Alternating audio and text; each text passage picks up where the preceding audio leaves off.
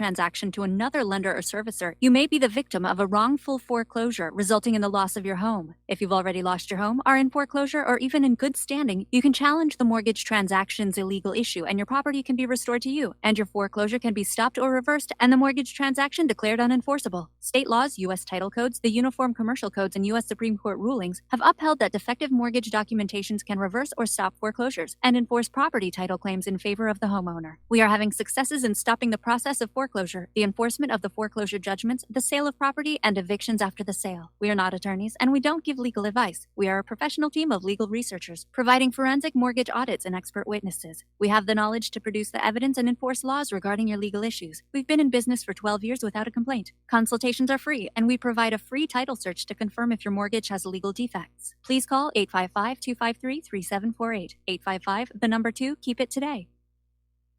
You're listening to the Republic Broadcasting Network, because you can handle the truth.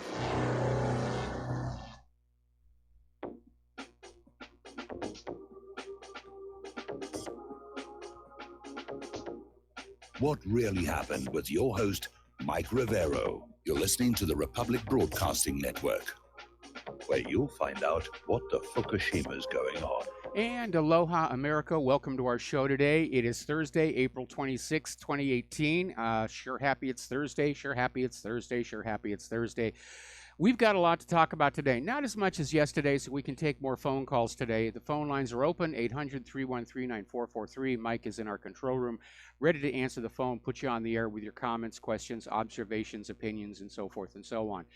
Now, if you've been watching the corporate media all this morning, you'd think absolutely nothing was happening in the world except for the fact that Bill Cosby was found guilty on 3 counts of sexual assault, each of which carries a maximum sentence of 10 years and a fine of up to $25,000. Now, obviously, Cosby doesn't need to worry about the money, but he is an old man, and he's going to probably see some jail time unless somebody pulls some strings for him or he leaves the country. I mean, Fox News, ever since the verdict came down, they've been covering nothing else. It's just, I feel like we're being conditized. That the corporate media are just happy to have this to focus on so they don't have to report on the other things going on in the world here. All right, let's get into Syria.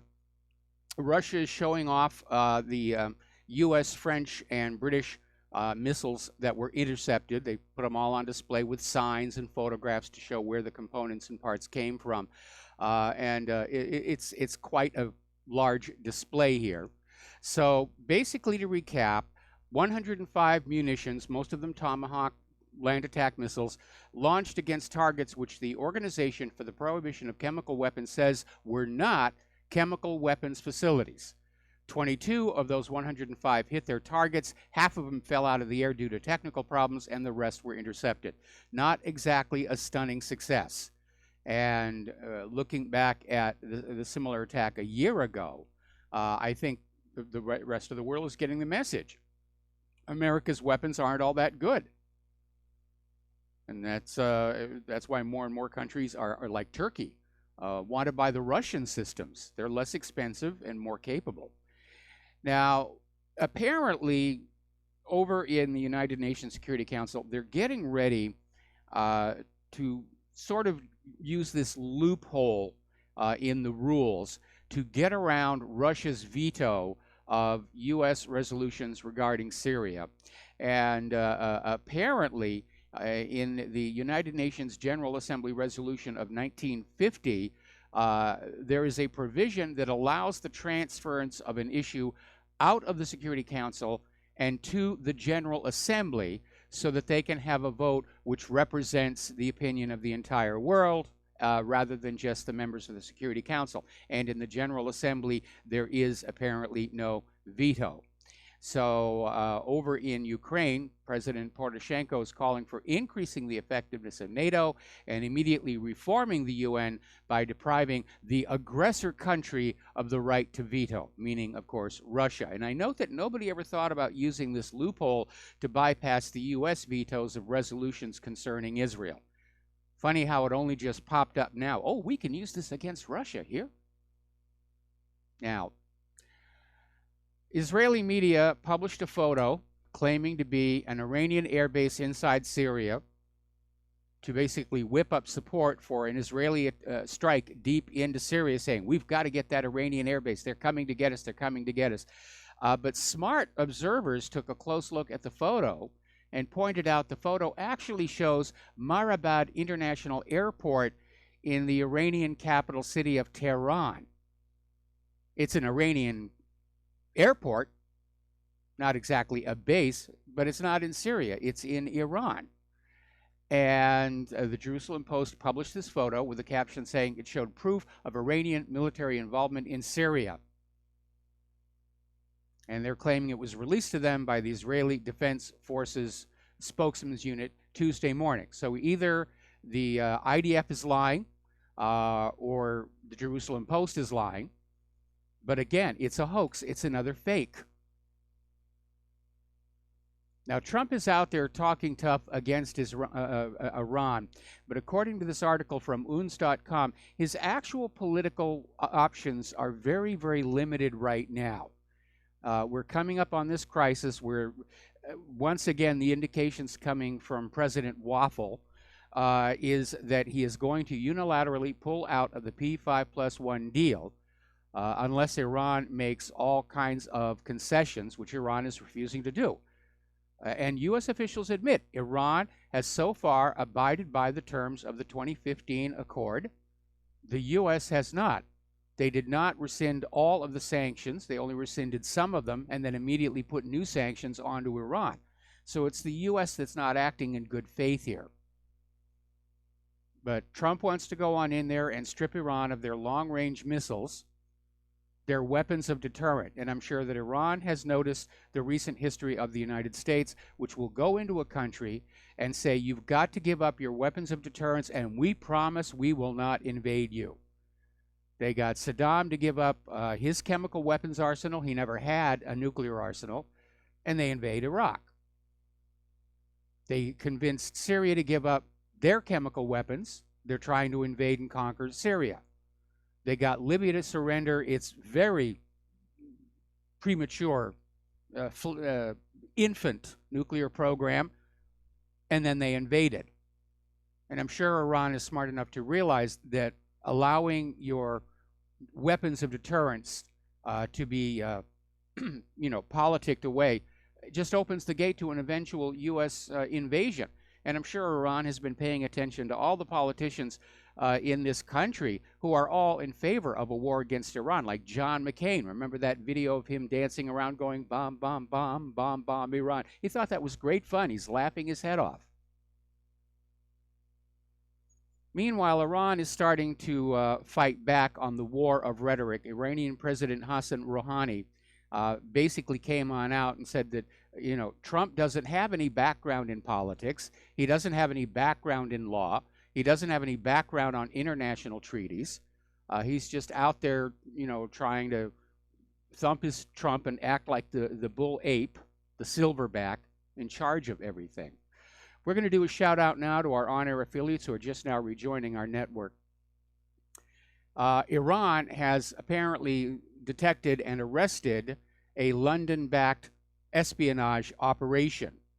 And apparently it was a widespread network, and they were there to basically conduct spying operations in Iran. And they also were in contact with leaders of the 2009 unrest and other anti-Iran groups. Now, Abbas Edalat was also among those arrested. He's a British-Iranian citizen and a professor of computer sciences and mathematics at Imperial College in London. And Imperial College plays a special role in training spies in different disguises to launch espionage operations inside Iran. Now, you need to remember, back in 2009, when they were trying to topple the government of Ahmadinejad, the corporate media was out there saying, oh, this is the Iranian people. They hate Ahmadinejad. And Ahmadinejad says he wants to wipe Israel off the map. All of these, of course, turned out to be complete lies. And this was another covert attempt to stir up discord and bring down the government. And they failed. And the U.S. does fail about half the time they try these operations.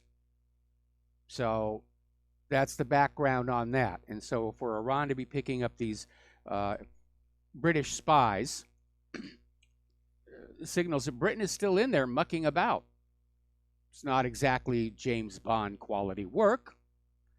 Meanwhile, over in Algeria, they recently arrested a network of spies operating for Israel, and it was composed of 7 Africans. And they say this proves the Mossad is attempting to undermine state security. The head of the spy ring has been sentenced to death, and the rest are going to go to prison for a very, very long time, possibly longer than Bill Cosby. Now, interesting situation. Corrupt likes corrupt, and over in Romania, their leader, like Benjamin Netanyahu, is facing corruption charges. And he was supposed to attend a hearing on those corruption charges, which he dodged by unexpectedly flying down to visit Israel, seemingly at Netanyahu's invitation. And Netanyahu, of course, is proclaiming Romania's willingness to move its embassy to Jerusalem.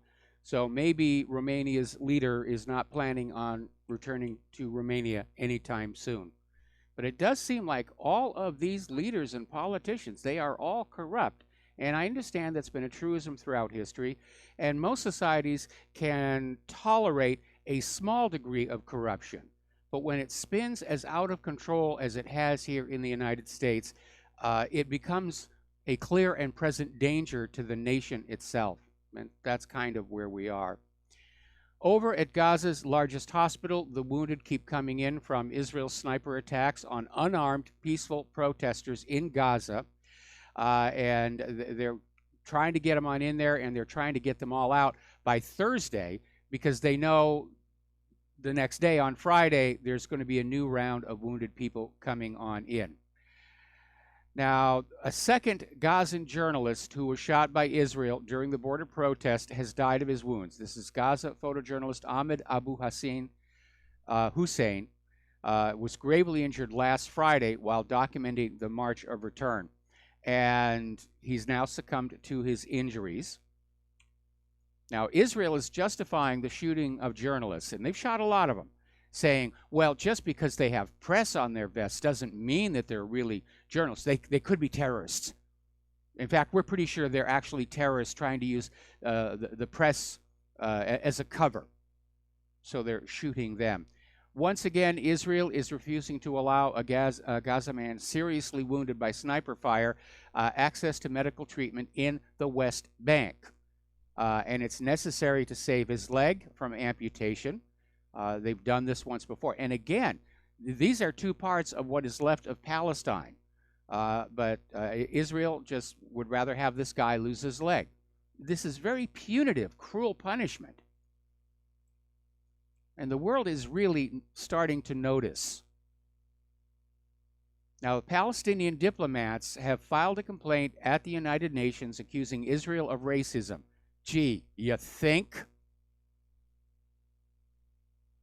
They're accusing Israel of breaching an anti-racism treaty with policies that are displacing and replacing the Palestinian people. The complaint runs 350 pages. It was presented to the UN on Monday of this week.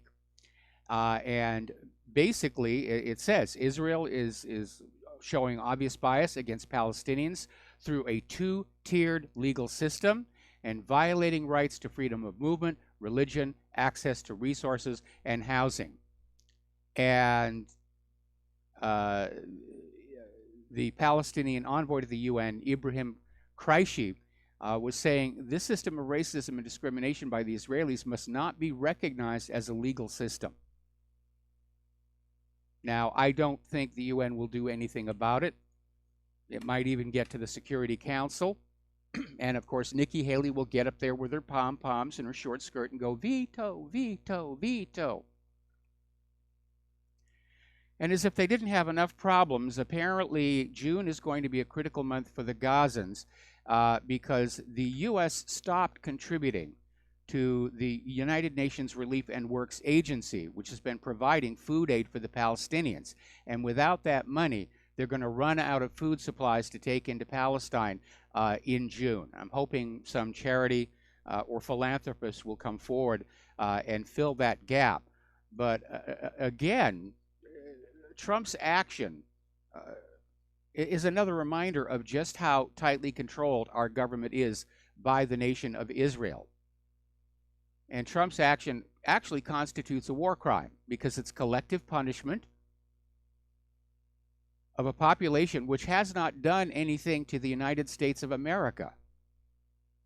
In fact, they haven't done anything. A lot of people like to draw parallels between Israel's treatments of the Palestinians and Americans' treatments of the Native Americans.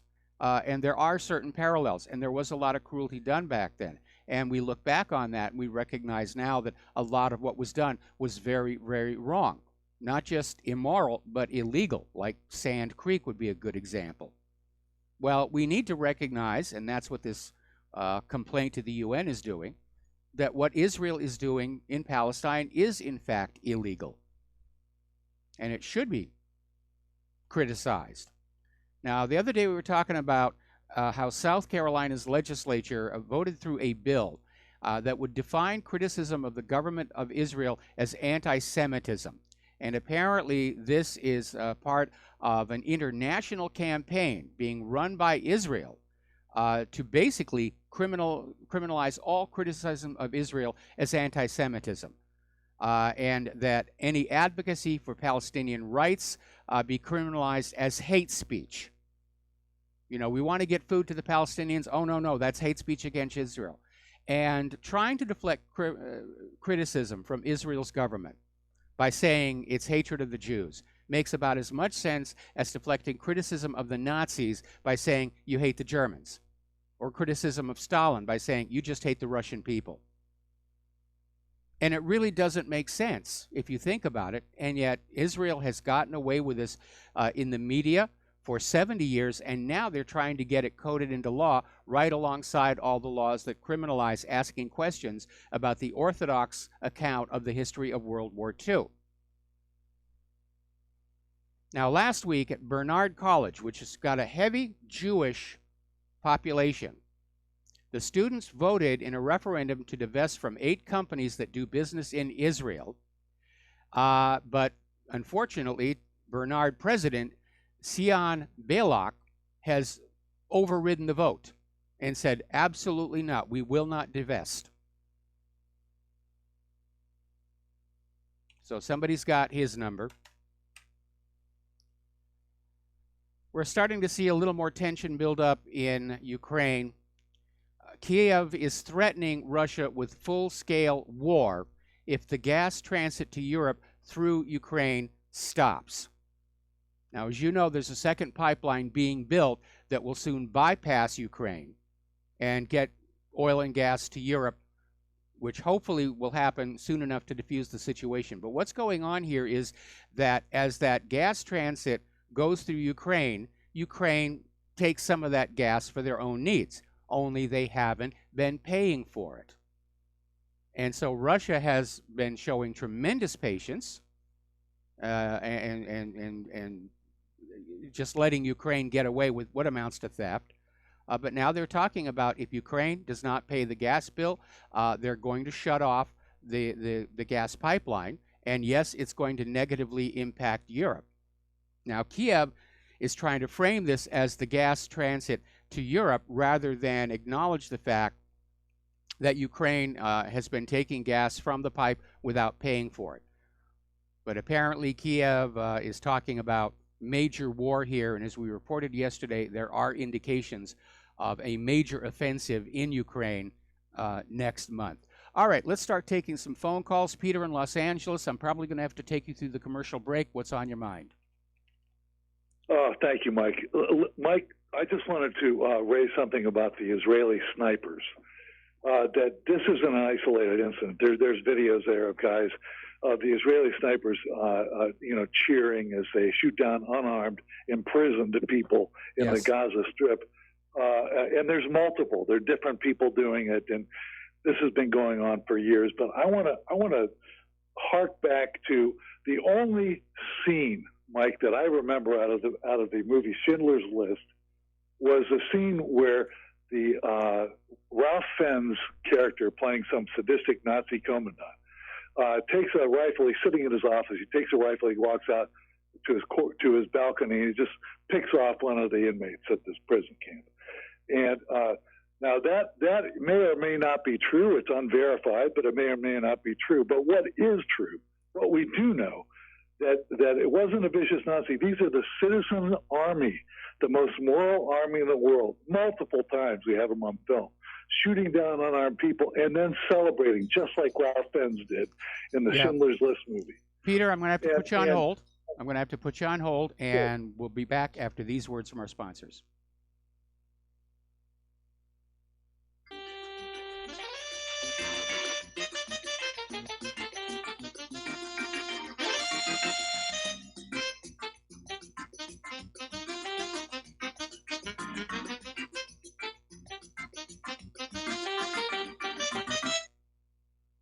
Corporate media dominates the American opinion. Finding independent voices that counter this avalanche is becoming increasingly difficult. With the endless corruption running rampant throughout our government, independent voices are needed more than ever to battle the offensive against our freedoms and liberties. As a listener of RBN, no one understands this concept better than you.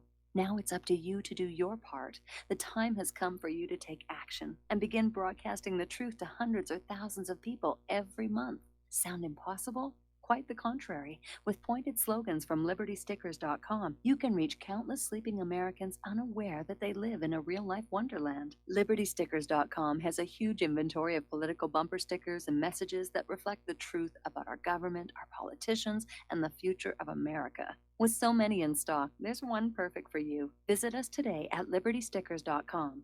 Again, that's LibertyStickers.com. Do your part. Your voice is important. Let it be heard.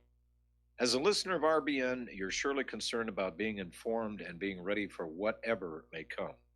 Please consider the following questionnaire as a soul-jarring wake-up call. If you answer no to more than 2 of these following questions, you probably aren't going to make it through any major disruption in our country. The questions were compiled by people that have been there. Are you really ready? Do you own your own firearm for the primary defense and protection of you and your loved ones? Have you ever been professionally trained to stand against life-threatening behavior? Have you ever practiced enough to fire 500 rounds during a 2 to 4 day time frame, day and night? Can you load, unload, fire, and clear a jam in total darkness? Have all the adults in your household been professionally trained? Are you, life and death, comfortable with your abilities with pistol, revolver, shotgun, and rifle?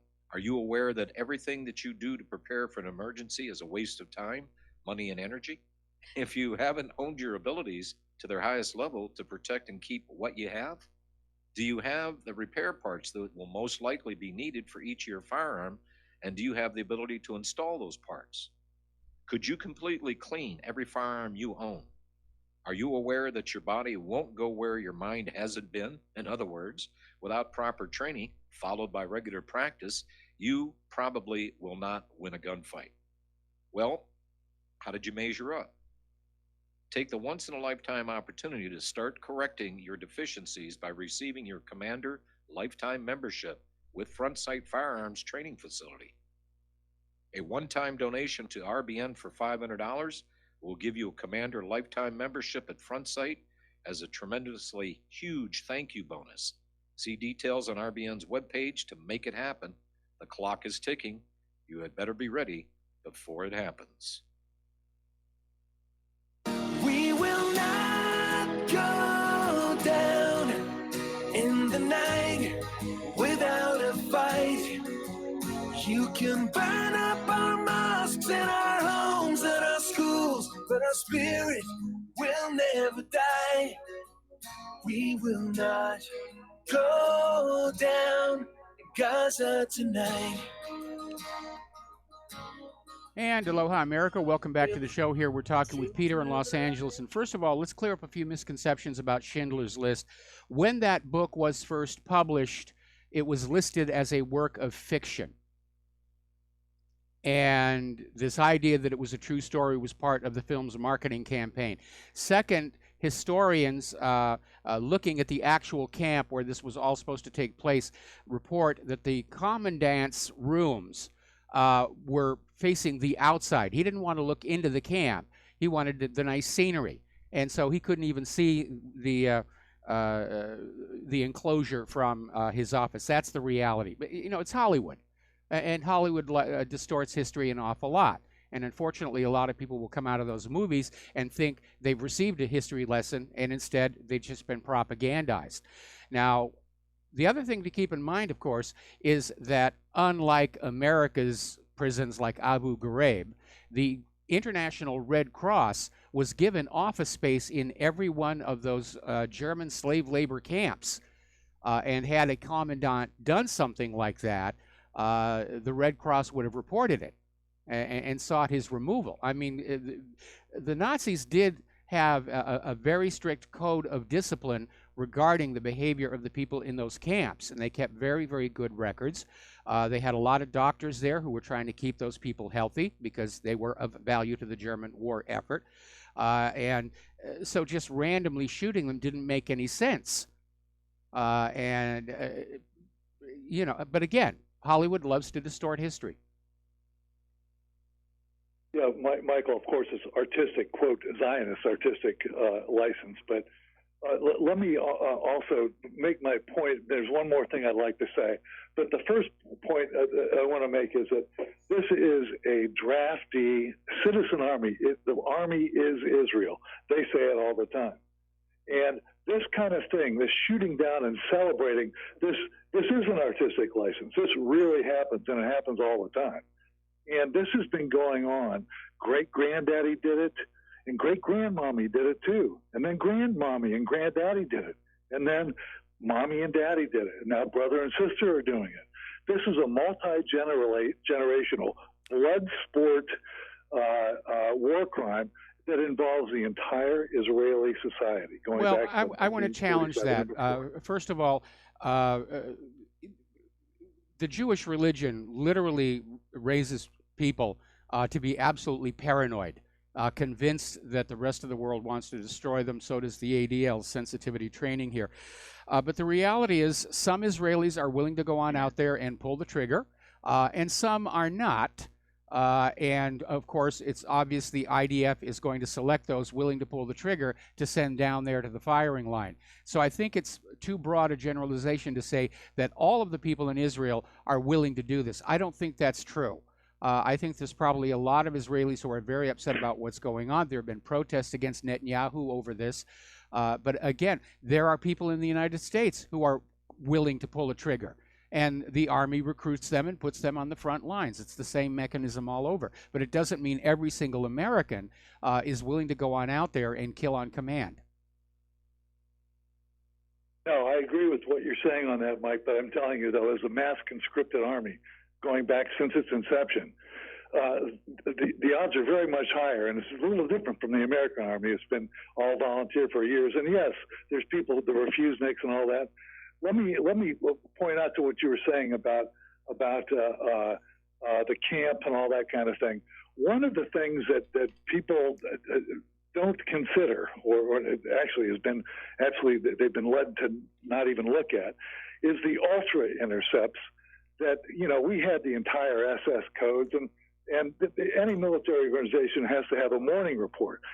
We have so many people present for duty, all our equipment's up, 80%'s down, whatever it might be. And this is what happened in our area of operations in the last 24 hours. That's done by every single military organization in the world. The SS Commandant commanders would put that, encode that, put it into Ultra. They had no reason to lie in their reports to their superiors. And there's none of this stuff about executions, nothing at all. They had no idea they were being listened to. And so that's just one more thing that helps disprove at least the official narrative of what I don't really think happened, as they said. There are reasons to doubt. And,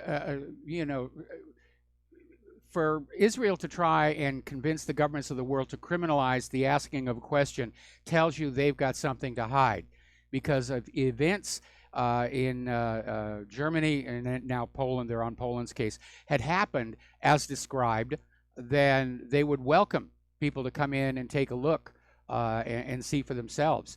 But every time people look, they find that there's been this massive deception.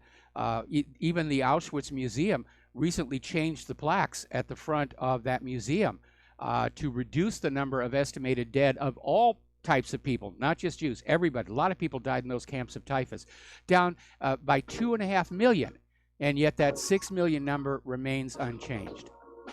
Anyway, Peter, we're going to let you go, take another commercial break.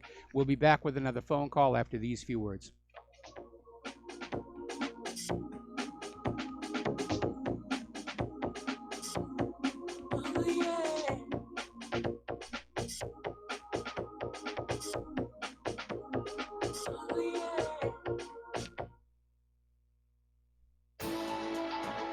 You are tuned in to the Republic Broadcasting Network. Visit our website by going to republicbroadcasting.org.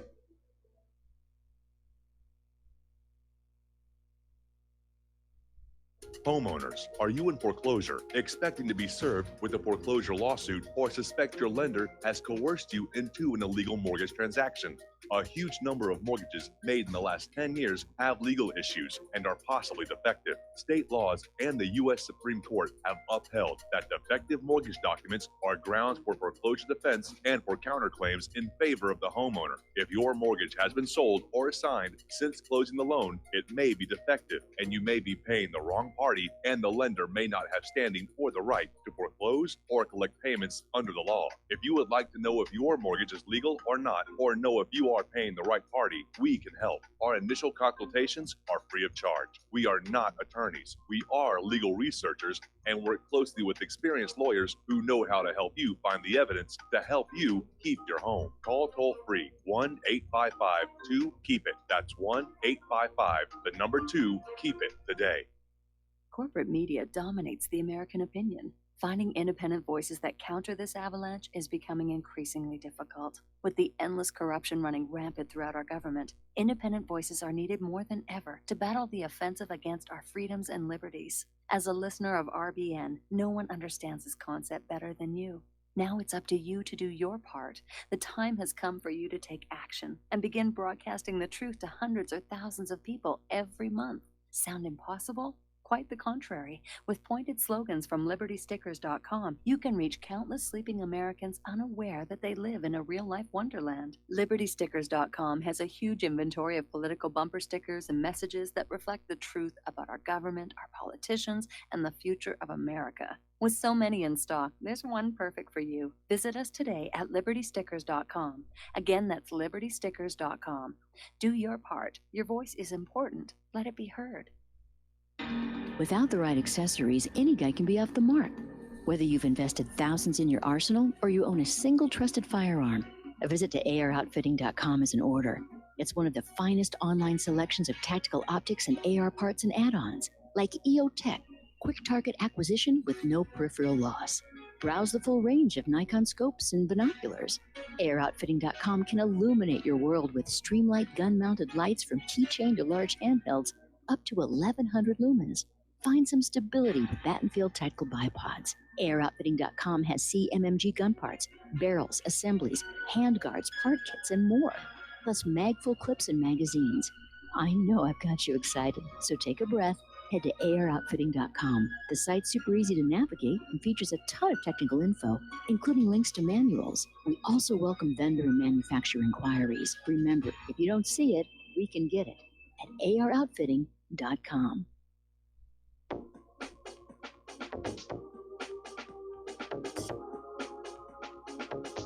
What Really Happened with your host, Mike Rivero. Visit us online at whatreallyhappened.com. Here is your host, Michael Rivero. Help if I turn up the volume. Welcome back to our show here, and we're going to take another phone call from Dustin in New Jersey. Aloha, Dustin. Welcome to the show. What's on your mind? Yeah, hi, Mike. I was just wondering if you had a couple news stories, like there's a big refinery fire in Wisconsin, at Superior, Wisconsin. They make like jet fuel, and It's pretty bad over there. Probably be down for like weeks.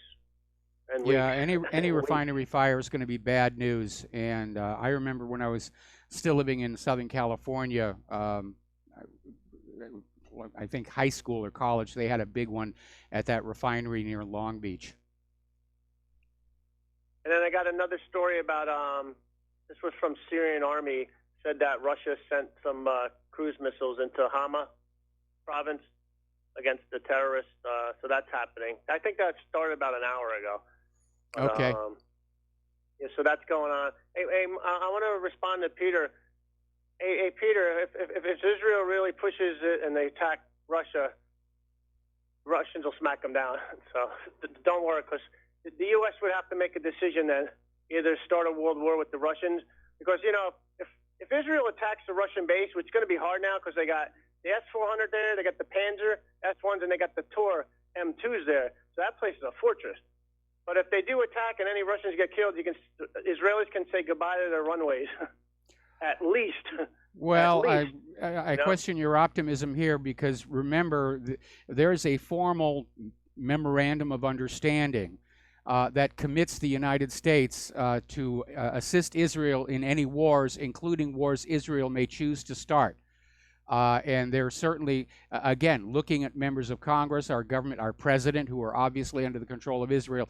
Yes, if Israel attacks Russia and Russia counterattacks, we will be in a global world war. Because all the people who love the war, they don't have to fight in it. They don't have to risk their children in it. They don't have to pay for it. They're at the top of that pyramid. They're playing the great game. And all of our kids and money, they're just the playing pieces, the tokens. It's just funny how Israel thinks everybody's going to come to their. Wouldn't it be something, though, if everybody says, you did that, you're on your own, Israel? That would be the best thing ever, because then Israel would be smacked down a notch. Because they think they're high, you know, they're God's chosen one, right? Yes. So they're all high and mighty right now. And they got to be smacked down a notch, and then maybe they won't do this crap. You know, they'll tone it down, per se, you know? But, hey, Mike, did you know who's like the world feeds half the world now? The Russians. Yes. Their wheat exports feed half the world.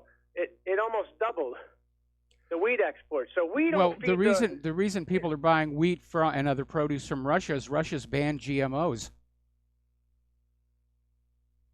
And didn't China also ban GMOs? Also, they're on Yes. the process all going non-GMO too. So yeah, that's a big market. Yes. It's a very big market, you know. And it's just a shame that we're stuck with the Monsanto crap. Yeah, it's not. It's more than a shame. It's a threat to our lives and health. All right, Mike, have a good show. All right, thanks an awful lot. We're going to let you go. Yeah, we're living in a society in which corporations are allowed to sell harmful, dangerous products, but as long as they turn a profit and share the wealth with the government through taxes and campaign contributions, they're allowed to continue with it. And I'm very concerned about these efforts to start chipping away at the First Amendment. This South Carolina bill, they want to criminalize criticism of the government of Israel. Next, it'll be criminalizing criticism of vaccines or GMO. Once they get started, they're just going to chip away at that First Amendment until anything that is not the official word from the party leadership or the corporate leadership will be banned. Now, everybody knows there's a major conflict on the horizon. We'd all like to avoid it, believe me. But it looks like people are starting to choose up sides here. Russia and China militaries have reached new heights together, and they are in agreement to challenge the U.S. in the Middle East. And Russia and China have pledged to strengthen their bilateral military and political ties as part of a strategic cooperation to challenge U.S. meddling in the Middle East, especially Syria and Iran. Now, Russia has already committed to coming to Iran's aid in the event of a U.S. attack, which is definitely on the to-do list, the to-be-invaded and bombed list here. Even more interesting, though, India and Pakistan, whom you'd normally think of as being hostile towards each other, they've now announced they're going to have joint military drills with Russia and China. So that's the bloc that's emerging. Russia and China, India and Pakistan. And by the way, Pakistan has nuclear weapons as well. Plus Iran. All right, we're going to take another phone call. Jim in Chicago, aloha. Welcome to the show. What's on your mind? Hello, Michael. Since you're talking about Israel, last week, did you talk about that Palestinian scientist that was murdered in Indonesia? Yeah, we did talk about that. Yeah, because they're saying that it was probably the Mossad who did it, and they have a picture of one of the individuals because the guy was shot down in public during the daytime. That one of the guys is from the Middle East, and they didn't say what part of the Middle East.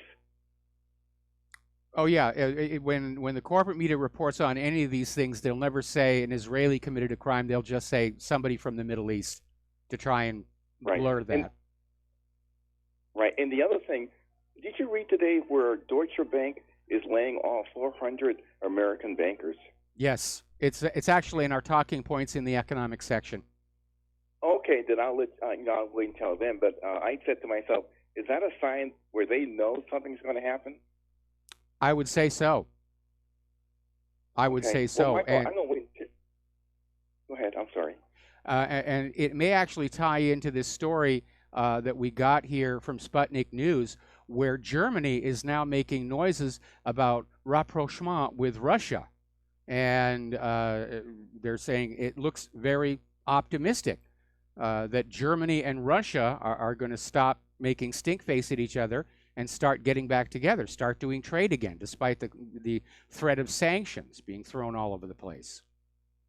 Well, I think that's a good thing as far as German and the German people, because, they're so close to Russia, and they do want to trade with each other. Absolutely. I mean, these sanctions have caused all kinds of harm all over Europe, and the European people are very, very angry about that. Well, not only that, though, the French, they're upset because of the sanctions, because they had done business with the Russian farmers and other people in Russia for years. Yeah. And, they're just messing about with the world just to prove that they can do it. Right. Well, Michael, I'm going to let you go. You take care. All right. Thanks an awful lot. What's really interesting?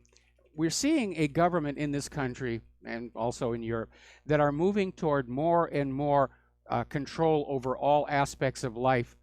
But they really should have learned the lesson from the Soviet Union, because the Soviet Union, especially under Stalin, tried to do exactly the same thing. And it resulted in hideous mistakes like Lysenkoism. And in the end, it was a major reason why the Kremlin was dysfunctional, because they were so busy meddling with individual people's lives. The workload was just enormous. And I think it was Thomas Jefferson who said that government governs best which governs least, although that may have also been Ben Franklin. I have to go back and reread my homework, as it were. All right, another phone call. Mark in North Carolina. Aloha. Welcome to the show. What's on your mind? Well, not only that, though. Hey, how you doing, Mike? The French. Hold on, let me just make it slow. Yeah, I just want to ask a couple of questions. One, you said that there would be alliances, and you said Pakistan and India would be on the side of would be together. That's, I don't know about that. They've hated each other since the country split in two after the British Mandate. And the other thing is, I want to ask you about those sanctions. Why do the Europeans have to go along with sanctions? Why, since it's only the United States that put these sanctions on? Why is that? For instance, now that a lot of these European countries can't get aluminum because the U.S. put sanctions on Russia. Well, because the leaders of the EU are basically fully on board, with the U.S. agenda. You keep hearing about the special relationship. Anytime you hear that, put your hand on your wallet right away, whether it's the special relationship with Great Britain or the special relationship with Israel. Another part of it, of course, is that up until recently, most global commerce was going through this SWIFT system, which is under U.S. control. And the U.S. could go on in there and throw a few buttons and basically block financial transfers to the sanctioned countries. That's why these other countries are now coming up with their own parallel systems. BRICS has got one. Apparently, the Shanghai Cooperative Organization is coming up with their own. And they're moving away from the dollar because they're realizing the dollar is used as a tool of enslavement for their countries, the same as it's used for the enslavement of the American people. You know, that aluminum sanction, that's going to make it almost impossible to build cars in the West. I mean, you talk about, you know, cutting off your nose and spike your face. I mean, it's ridiculous. I just don't know what's going on. And again, what you told me about what you said about India and Pakistan, is that really true that they're going to form an alliance with Russia and China? No, it didn't say they're forming an alliance. What it says is they're getting ready to hold joint military drills with Russia and China. But that does indicate that they are all coming together in the face of a common enemy. Hard to imagine India and Pakistan, though. I mean, you know, even India and China have been enemies for quite a while. Well, there's been some border skirmishes going on. You know, they're still arguing over that Kashmir region. But again, they're looking at this threat of invasion by the United States, and apparently, you know, they're willing to put down their smaller squabbles and say, we've got to take this seriously now.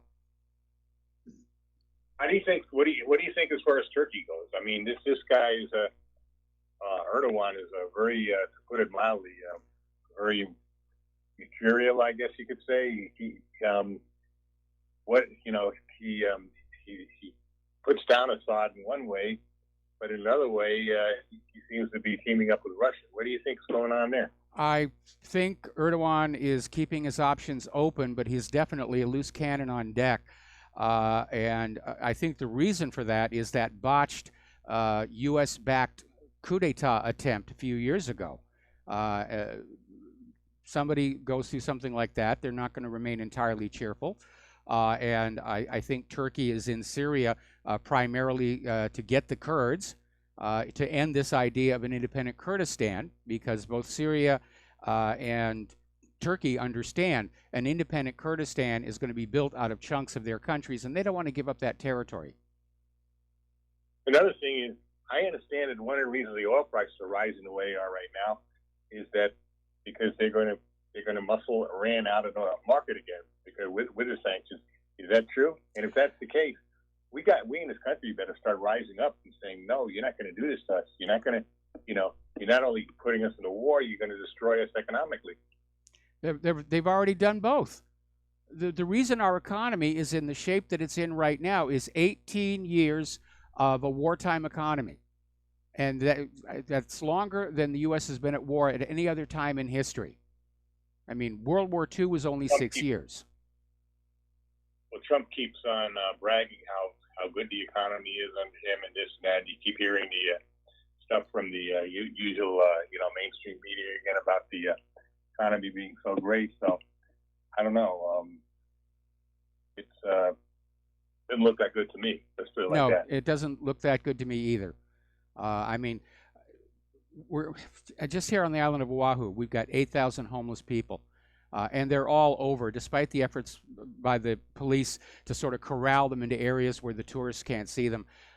You'll see them on the median and near the left turn lane trying to get some money, and it really is disgusting that we have a nation that is willing to spend $600 billion per year on the Defense Department, but nothing for the American people. The illegal immigrants and refugees are being treated better by the U.S. government than American citizens who have just, fallen out the bottom of the system.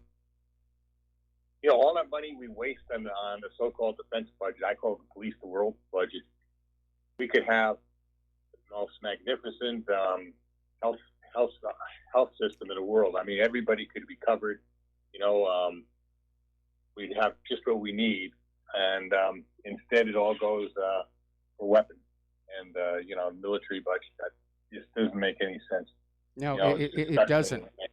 It really doesn't. And In the long run, one of the many reasons I'm opposed to a global war is I think the U.S. is going to lose it.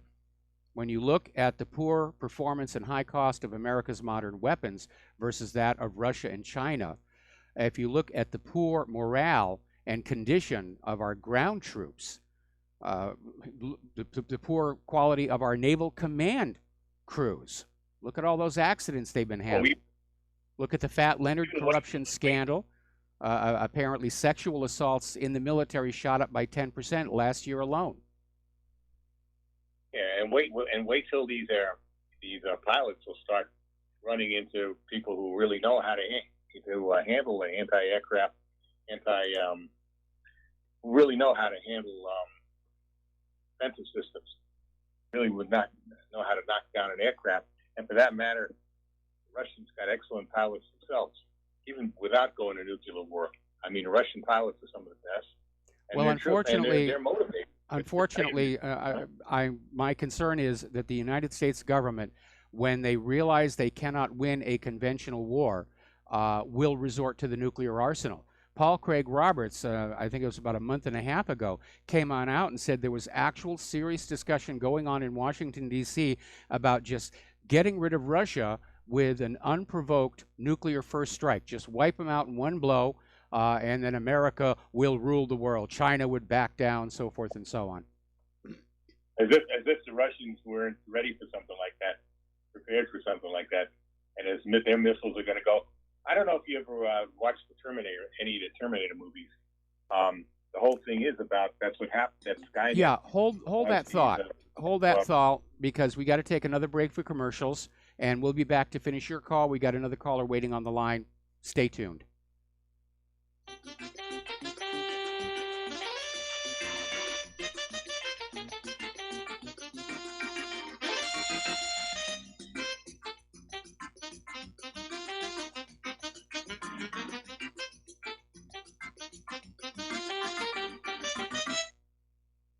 Do you or a loved one suffer migraine headaches? Listen to what scientist Kurt Hendricks has to say. 35 million people in the United States suffer with debilitating migraines.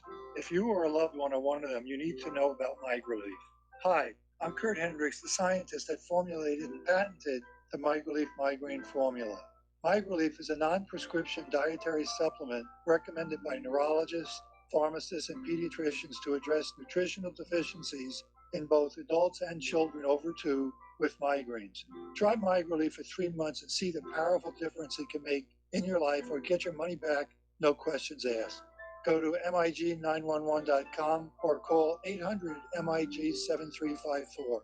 You can change your life today. So if you suffer from migraines, don't wait. Call 800-MIG-7354. That's 800-MIG-7354, or visit MIG911.com.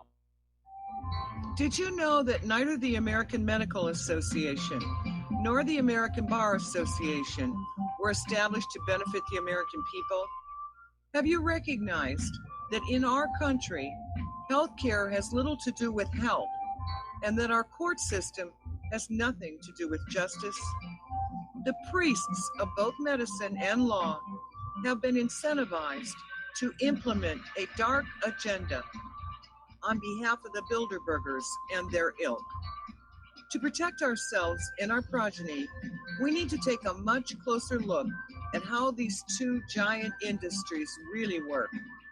Join me, Al Whitney, on In Defense of Humanity, Saturdays at 7 p.m. Central, as we expose the matrix and learn how not to consent to our own destruction. Extendivite really works. Just listen to what some people have to say. About 6 months ago, my wife bought Extendivite.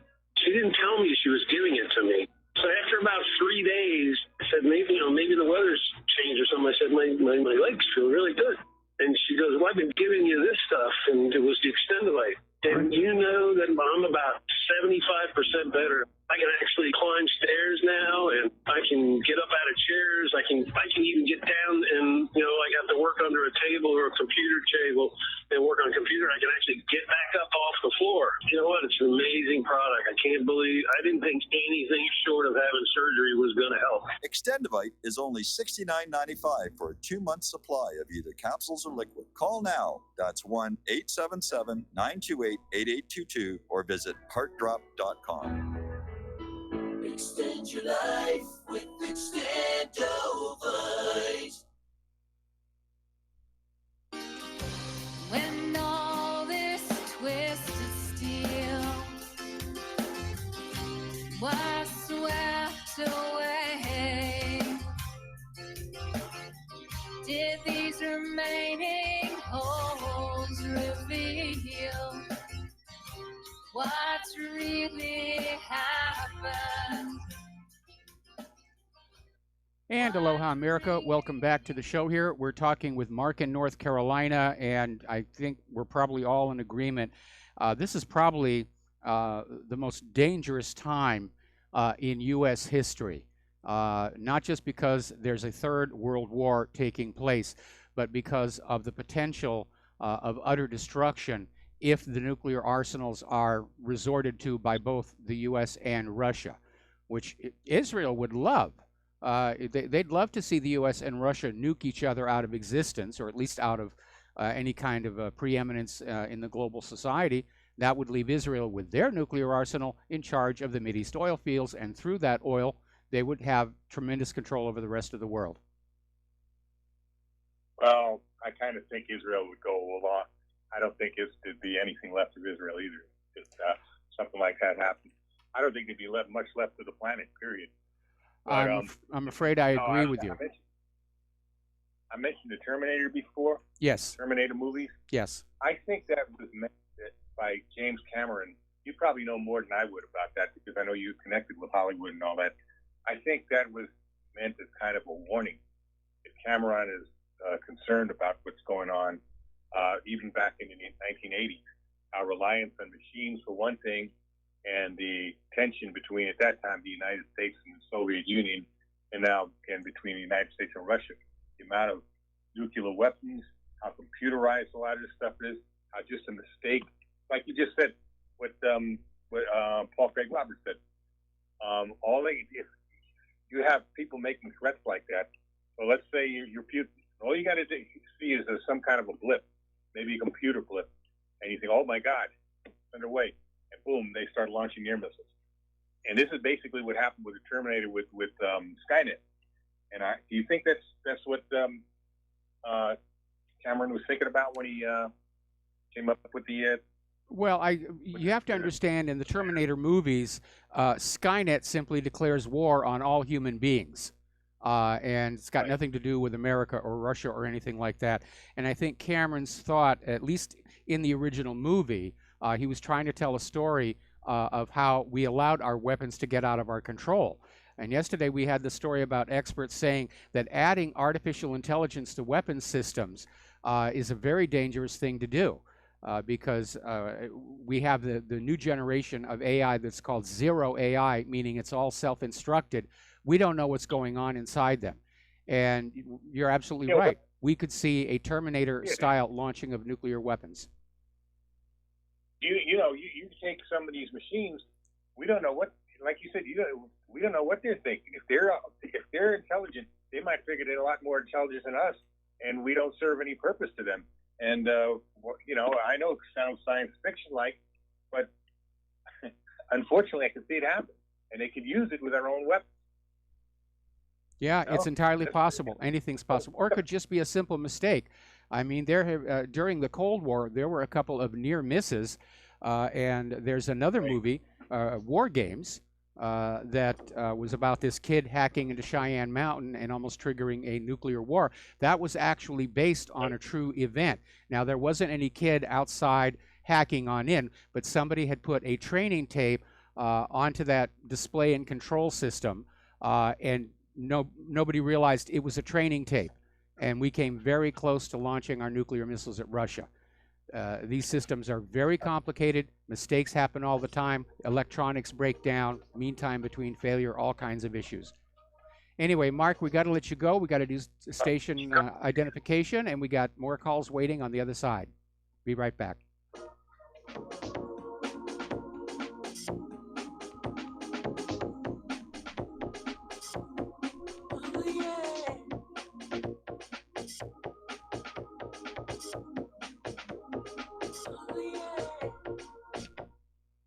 This is too good to be true, except this time it is real. 100%. No joke. How about a $25,000 membership to Front Sight Firearms Training Facility as a thank you bonus for a one-time donation to RBN of only $500? It is a Commander lifetime membership with no yearly fees or dues. The training is free for the rest of your life with over 50 different classes. Then leave it to your designated beneficiary.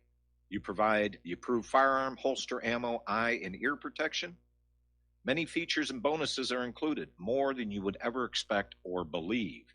This is the ultimate graduation present, wedding gift, etc., etc. See the details. Go to RBN's webpage and frontsight.com to make it happen. May 5th is the last day you will hear this offer on this radio network. Help keep RBN alive. Tell 5. You're listening to Republic Broadcasting Network, because you can handle the truth.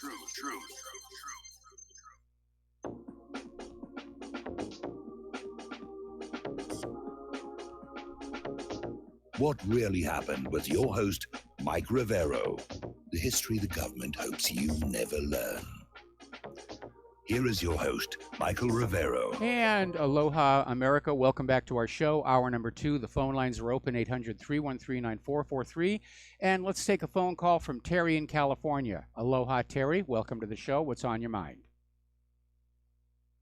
Mike, my grandson is a combat medic in the California National Guard, and he just got activated to go to Qatar for 11 months.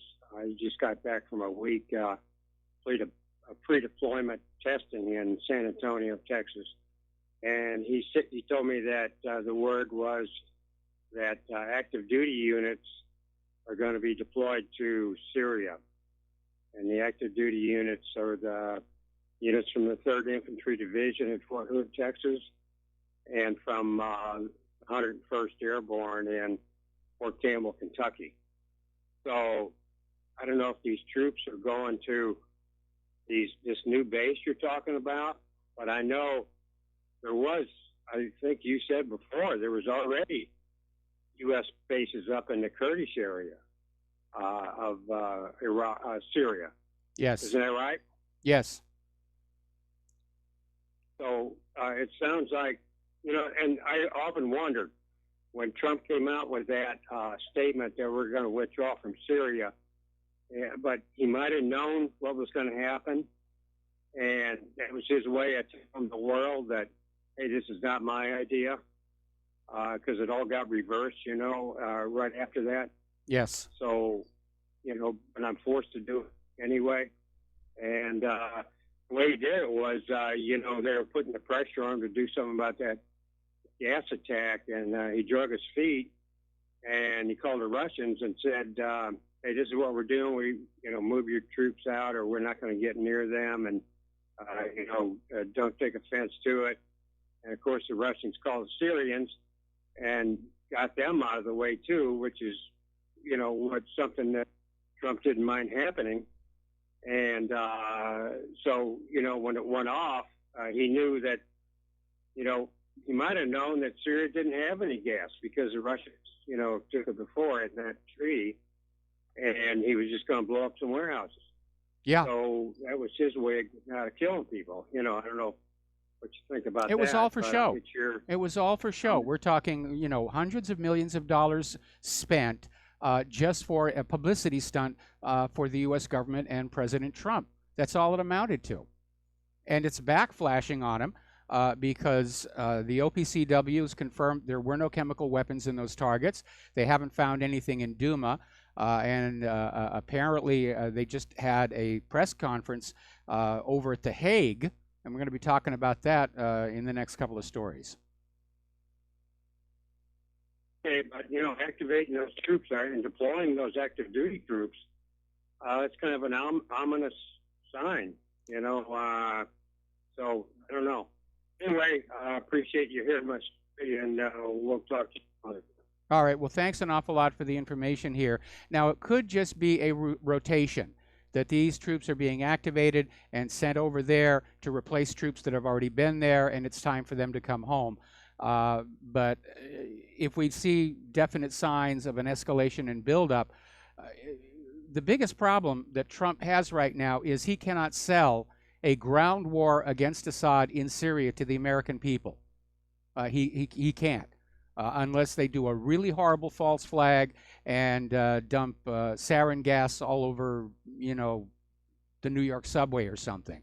And they'd have to do something that horrible to scare Americans out of their ability to think rationally about, does this really make any sense? Because obviously, no, Assad is not planning on a chemical weapon attack on the United States.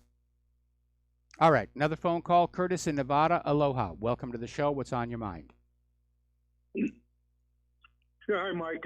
Listening to what you're saying about how Pakistan and India actually, doing anything together, and how Macron, or how he reversed himself against Trump. He reasserted the globalist stance, spoke against nationalism. How Germany is going back to, in other words, it looks like the world is starting to write off the United States as a post country in the long-term sense. That's what it looks like. Yes. And that, I think that before the election, they assumed Hillary was going to win, and the U.S. was going to be deep state North America, but the neocons wanted a position higher than maybe was what was, but Hillary lost, and now Trump is actually degraded the deep state domestic positioning power to the point now that I think the world's just going to say, you know what, these guys are going to fall anyway, maybe through the financial, or they might get sucked into a war by us and they'll lose it. And either way, we're going to be in some kind of custodianship in this country. And they're basically saying we're going to make a long-term view of this world with the United States not being a part of it, a relevant part of it. Well, I don't think it's a case of a conscious decision. All empires have a life cycle, and the United States has been around for a lot of years, and it's showing signs of coming to a collapse. For the same reason, the Soviet Union, overspending on the military, too much central control. The signs are very much there that we are an empire in decline, and other countries are very wise and prudent to delink from the United States economically and not get dragged down when the dollar implodes. They're probably remembering the lessons of 2008 when the mortgage-backed security fraud imploded, and because of economic globalism, it almost dragged down some of the banks in Europe to destruction. In fact, there's still unconfirmed reports that the U.S. had to bail out some of those banks to keep them from going under. So it was an ugly mess, and I think probably dating back to that is when we started seeing banks in other countries rethink the tightness of the links with the Western-centric banking system. And they wanted to pull on back. They wanted to put back those safety hatches, if you will, and be able to, sever the lines and float away in their lifeboat when the U.S. Titanic hits that iceberg. Right. Well, I think that Deep State International always had in mind for the U.S. to be taken out, but there was always that factor of the neocon, faction that would still have some kind of a position, prominent position. But I think that they're not going to go with that, and they're expecting the U.S. to go down. And what's going to happen is that if there's a martial law where where Trump fails, then the martial law will be with the blue helmets. But there might be a martial law necessary if Trump actually succeeds, because he still has to change this whole financial central banking system. He has to reset, and it's going to hurt us. But if he prevails over deep state domestic, and then if there is a martial law, that will help us to reorganize, and we'll start seeing the perp walks from all this deep state domestics that we know that there's sealed indictments for. That maybe we might see a martial law that would actually benefit us. What do you think about that? Well, I don't know if you mean martial law. I mean, martial law is pretty strict, and it's usually the last resort of a dictatorship trying to hang on to power. But if you're talking about a military coup d'etat, most military people I know are strict constitutionalists, and it's very obvious this society cannot go on as it is right now. And so it may be time for a dramatic change. But again, I'm not encouraging anybody to any kind of violence. I prefer the Gandhi approach. To me, it does look like the U.S. government and economic system are very fragile, and it's not going to take much to trigger a domino effect of a collapse. Anyway, Curtis, thank you very much. We're going to let you go here. Phone lines are now open, and we're going to do a shout out to our on-air affiliates who are just now rejoining our network. Getting on back to the news.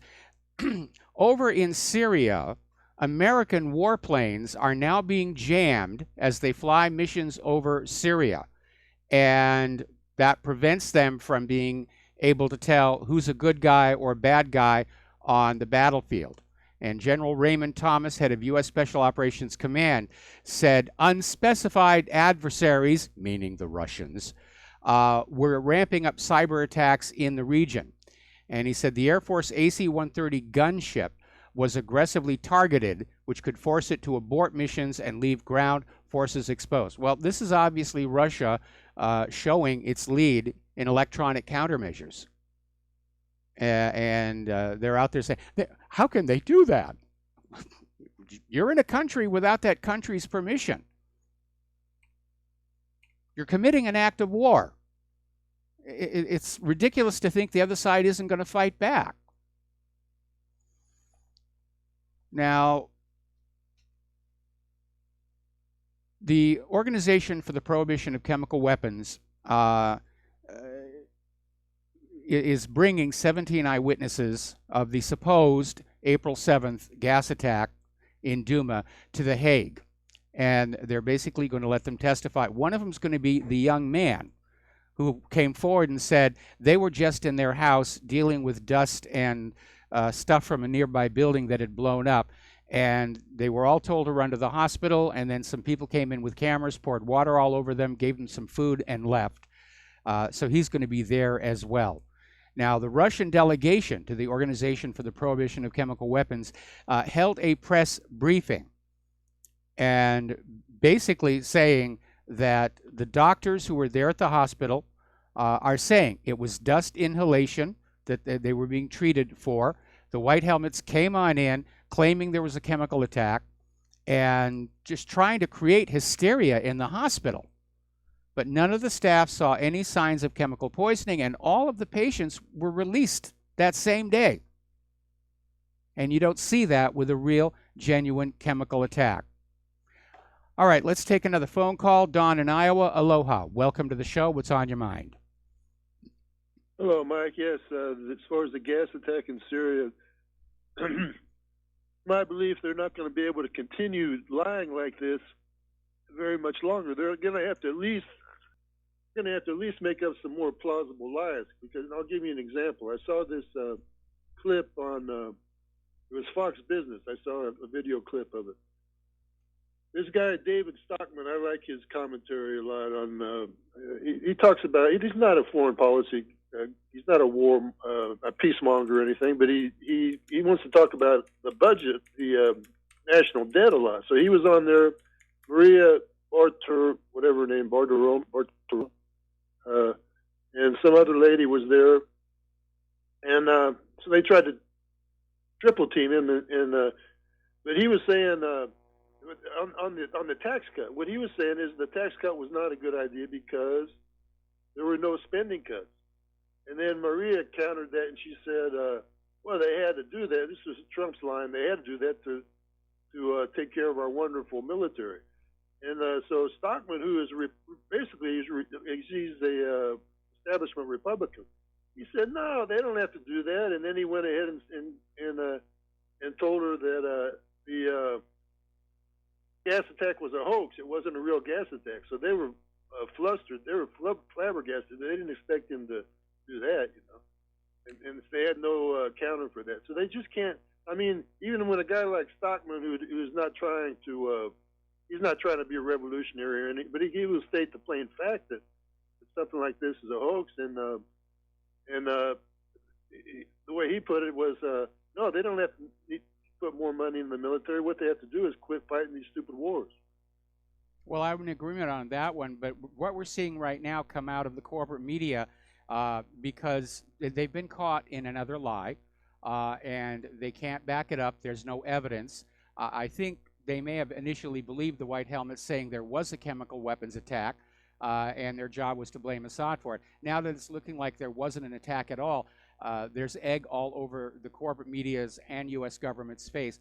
So the tactic they're using now is to just go on a smear campaign against anybody questioning the official story about Duma, saying that they're traitors, they're Russian trolls, they're Russian stooges, they're arms of Russian propaganda, and that's basically their last card. The next step will be passing a law that says, questioning the official story of the U.S. government is being criminalized. And that's going to be in there. They're trying to chip away at that First Amendment. They're going to have a hard time doing away with the First Amendment. Maybe eventually, but I don't think that'll be a while. But the thing is, they're going to have to at least come up with some lies that are halfway believable, because apparently nothing happened there at all, and they just made up the whole story. Well, there was a bombing. There was a bombing that destroyed a building. And that's what all these people were in the hospital for, was dust inhalation. Right. Okay, Mike. Well, like I said, the only hope we really had was for you to get that Senate seat in Hawaii, but I guess we'll just have to hope for the best. I'll talk to you later. Bye. All right. Thanks an awful lot here. And, if I had a large Hawaii audience, I might have actually thrown my hat in the ring. But we have no on-air affiliates here in Hawaii, and so I get to go around to the shopping mall without getting bothered for autographs and stuff. Okay, now, apparently Admiral Philip Davidson, U.S. Navy, who's expected nominee for U.S. Pacific Command, which means he'll be moving here, has just come on out and said that China now effectively controls the South China Sea. And he was sending written testimony to the U.S. Senate Armed Services Committee, and he said China is seeking a long-term strategy to reduce the U.S. access and influence in the region. And, of course, the admiral is claiming the U.S. must maintain its critical military assets in the area. He views China as no longer a rising power, but as a great power and peer competitor to the United States in the region. What he's doing is asking for more money and more ships. Davidson is also saying it's Beijing's clear intent to disintegrate the 70 years of U.S. alliances and partnerships in the region. What he's actually talking about is the 70 years of U.S. dominance in the region. But U.S. alliances are collapsing because the U.S. government has destroyed its own credibility with all these lies about wars. And the U.S. is turning out to be a terrible partner with all of these trade deals that force other countries to buy our more expensive, lower quality products, including GMO agriculture. Now, as you know, tomorrow is the day that Kim Jong-un and Moon Jae-in are expected to meet. And the signs are very good. The peninsula is one step closer to peace and possibly reunification. They're promoting communication between the two sides. They're going to allow the families separated by the Korean War all those years ago to meet. And they want to secure a permanent peace on the Korean Peninsula. They've already been talking about declaring an official end to the war. And, of course, the summit is also going to lay the groundwork for Kim Jong-un's eventual meeting with Donald Trump. Now, obviously, the United States is not going to welcome these developments. Their entire justification for sticking their nose into the Korean Peninsula is the hostilities between North and South Korea. So they're not going to like this one bit. What I would love to see happen tomorrow when they come out of that meeting is the two of them to announce the Koreas are reunified, because that would end the U.S. justification for being there.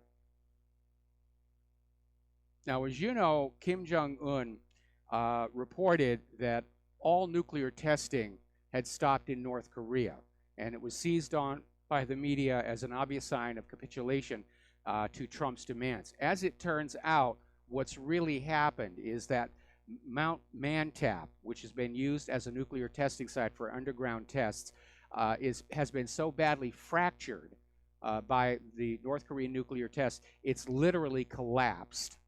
And a lot of people are very concerned that there's going to be a release of radioactivity. No real way to stop it, unfortunately. And as a matter of fact, I had my radiation meter out here today, and it is a little elevated. But China is very concerned about that. Meanwhile, a U.S. watchdog is claiming that the nuclear test site in North Korea remains fully operational, and we demand they shut it down right now. Harumph, harumph, harumph, harumph. We'll be right back after these commercials.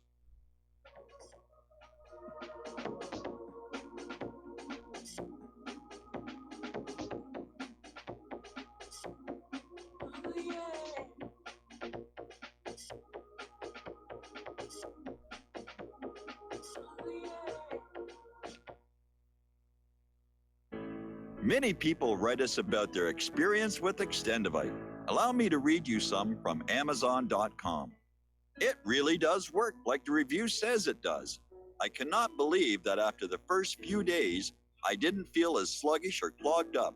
It has had a profound impact on my physical, emotional well-being.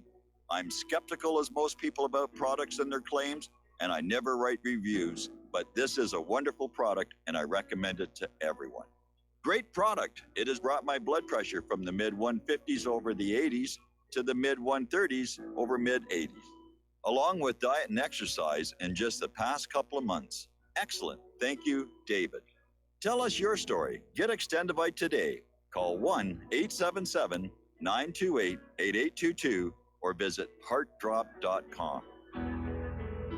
Extend your life with Extendovite. Folks, we're living in a world the likes of which we've never perceived any clearer than we do now. The plan for global governance has been in the works for generations and would have likely been achieved by now, but for the fact that the globalists left open their Achilles heel. With all their tools, Federal Reserve System, fiat currency, no child left behind, and then Common Core education introduced to our schools to dumb us down, vaccines, pharmaceuticals to lobotomize us, GMO foods, insertion of compromised or bought and paid for politicians, judges, mainstream media propaganda, all pieced together like a puzzle designed to ultimately bring the world under submission. But with all their strategy, they forgot one thing: knowledge. And knowledge is power. With knowledge, their bombardment is nullified. Folks, with that, as brilliant and knowledgeable as you become, among the wisest audience of any radio audience in the world, and you are, I want you to take a moment to reflect and ask yourself, how much of that knowledge did I obtain from Republic Broadcasting Network? How high has my consciousness been raised since I've been a listener? How fast am I now able to discriminate truth from fake news by being a Republic Broadcasting listener? How clear am I now able to see the world since I've been listening to RBN? Ask yourselves those questions, folks. Then ask yourself, what is that knowledge worth to me? Like my morning coffee, how would I survive without it?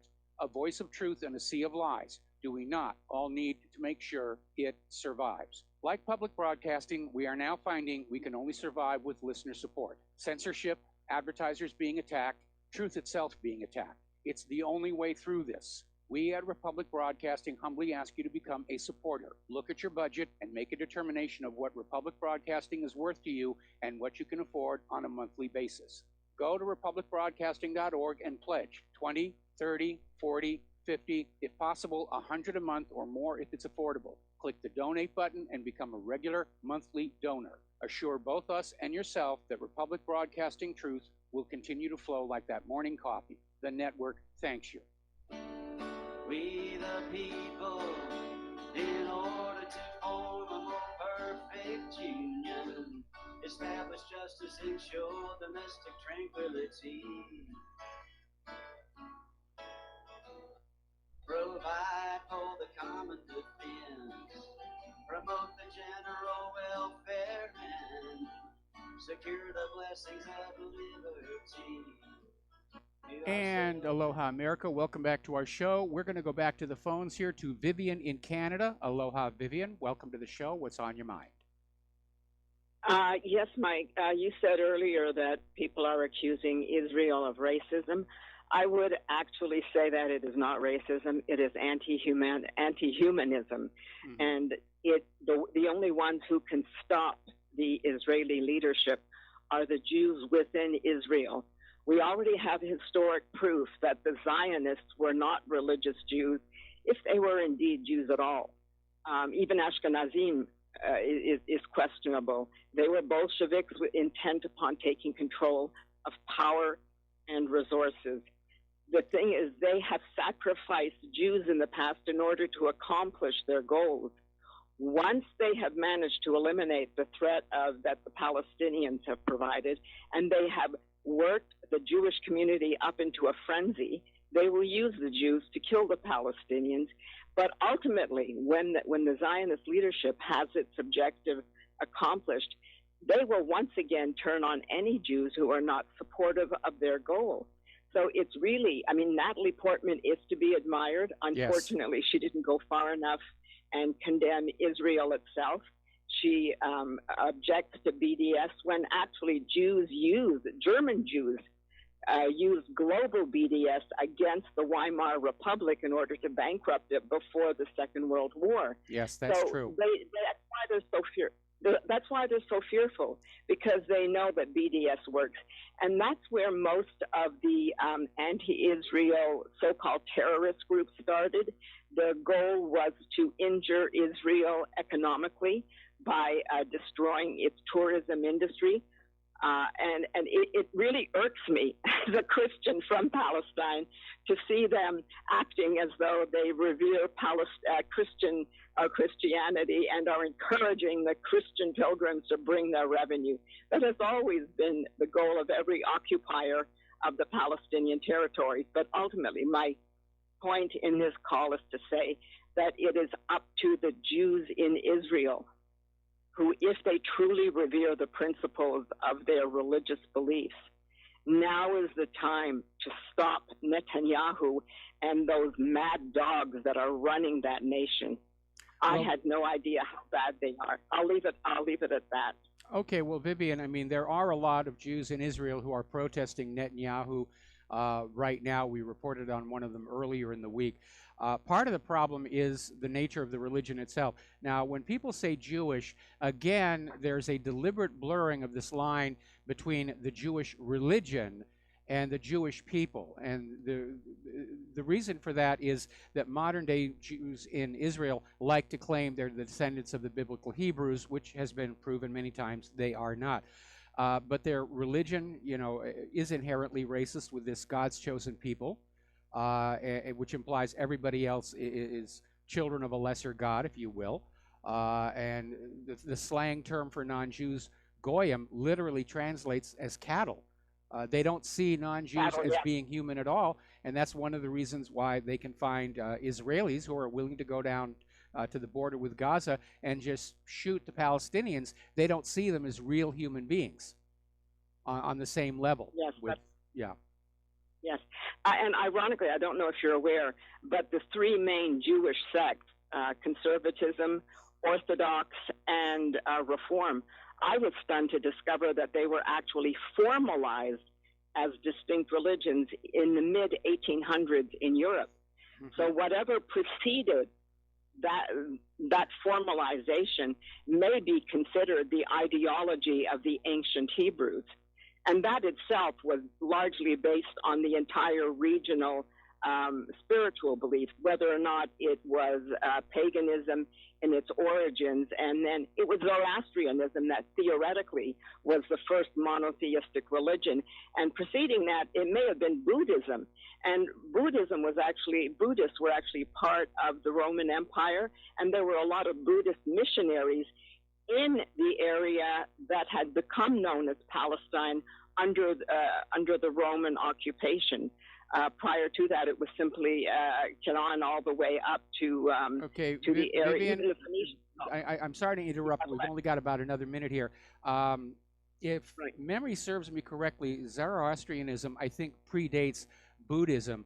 But you're right. It was monotheistic, and it does predate Abraham. And maybe that's where Abraham got it, because so much of the Old Testament was in fact copied out of other books like the Epic of Gilgamesh. Back then, there was no such thing as copyright and intellectual property. The item of value was the book itself because of the amount of labor that went into it rather than the words. And so people copied back and forth, and they altered it to suit their own theology. So it makes it very difficult to really trace where the stuff comes from. Exactly. And West Indians, by the way, the west of India, many of them migrated up as far as Anatolia in ancient times. Mitanni was led by Indians. But anyway, I must go. I must let you go. Thank you for your attention. Yeah, we have to take a break for commercial. Thank you for the call, Vivian. We'll be right back after these words from our sponsors.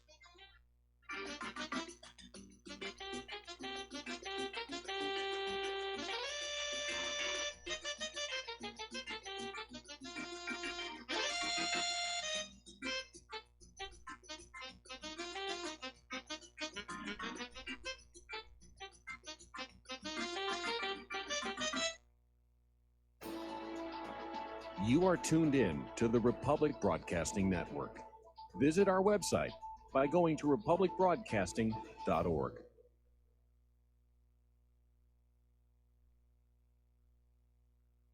Homeowners, if your lender has gone out of business or sold your transaction to another lender or servicer, you may be the victim of a wrongful foreclosure, resulting in the loss of your home. If you've already lost your home, are in foreclosure, or even in good standing, you can challenge the mortgage transaction's illegal issue, and your property can be restored to you, and your foreclosure can be stopped or reversed, and the mortgage transaction declared unenforceable. State laws, U.S. title codes, the Uniform Commercial Codes, and U.S. Supreme Court rulings have upheld that defective mortgage documentations can reverse or stop foreclosures and enforce property title claims in favor of the homeowner. We are having successes in stopping the process of foreclosure, the enforcement of the foreclosure judgments, the sale of property, and evictions after the sale. We are not attorneys, and we don't give legal advice. We are a professional team of legal researchers, providing forensic mortgage audits and expert witnesses. We have the knowledge to produce the evidence and enforce laws regarding your legal issues. We've been in business for 12 years without a complaint. Consultations are free, and we provide a free title search to confirm if your mortgage has legal defects. Please call 855-253-3748. 855, the number 2, keep it today.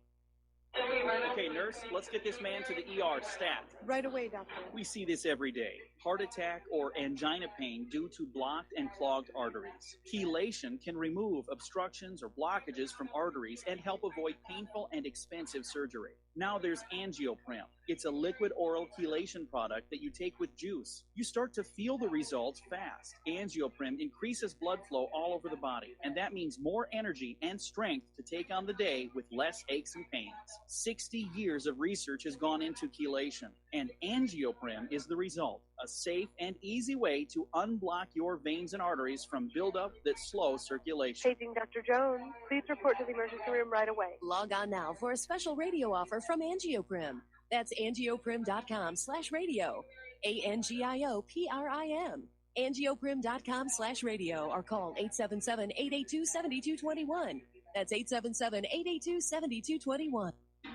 Without the right accessories, any guy can be off the mark. Whether you've invested thousands in your arsenal or you own a single trusted firearm, a visit to AROutfitting.com is in order. It's one of the finest online selections of tactical optics and AR parts and add-ons, like EOTech, quick target acquisition with no peripheral loss. Browse the full range of Nikon scopes and binoculars. AROutfitting.com can illuminate your world with Streamlight gun-mounted lights from keychain to large handhelds up to 1,100 lumens. Find some stability with Battenfield tactical bipods. AirOutfitting.com has CMMG gun parts, barrels, assemblies, handguards, part kits, and more, plus mag-full clips and magazines. I know I've got you excited, so take a breath. Head to AirOutfitting.com. The site's super easy to navigate and features a ton of technical info, including links to manuals. We also welcome vendor and manufacturer inquiries. Remember, if you don't see it, we can get it at AirOutfitting.com.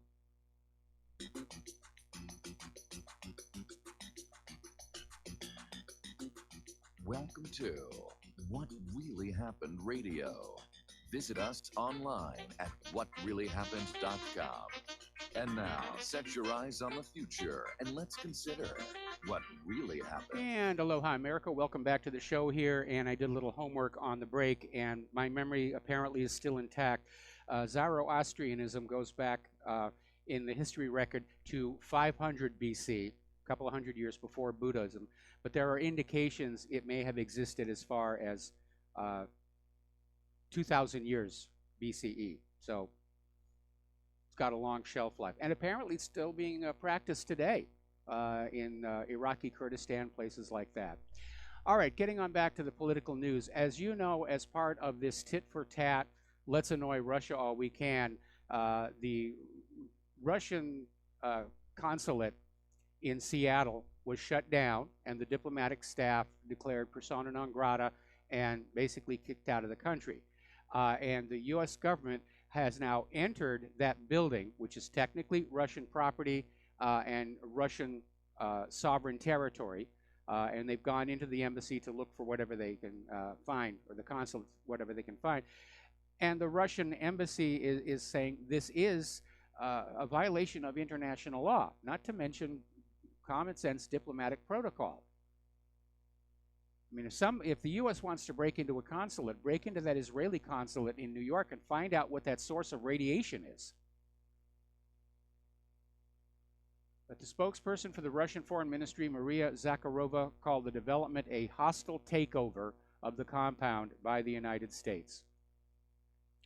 Now, here's an article. This is from the American Conservative, and it's saying something that we have been saying for a long time, that America's foreign policy hypocrisies and double standards have hurt U.S. credibility, because I'm sure you remember all our lives we're being told that the U.S. government, we're the good guys, we support good guys, we support democracies in these countries that we insert our military in, and yet the reality is the U.S. installs these horrible dictators, such as the Shah of Iran, Nicaragua's Somoza family, Taiwan's Chiang Kai-shek, and Egypt's Hosni Mubarak.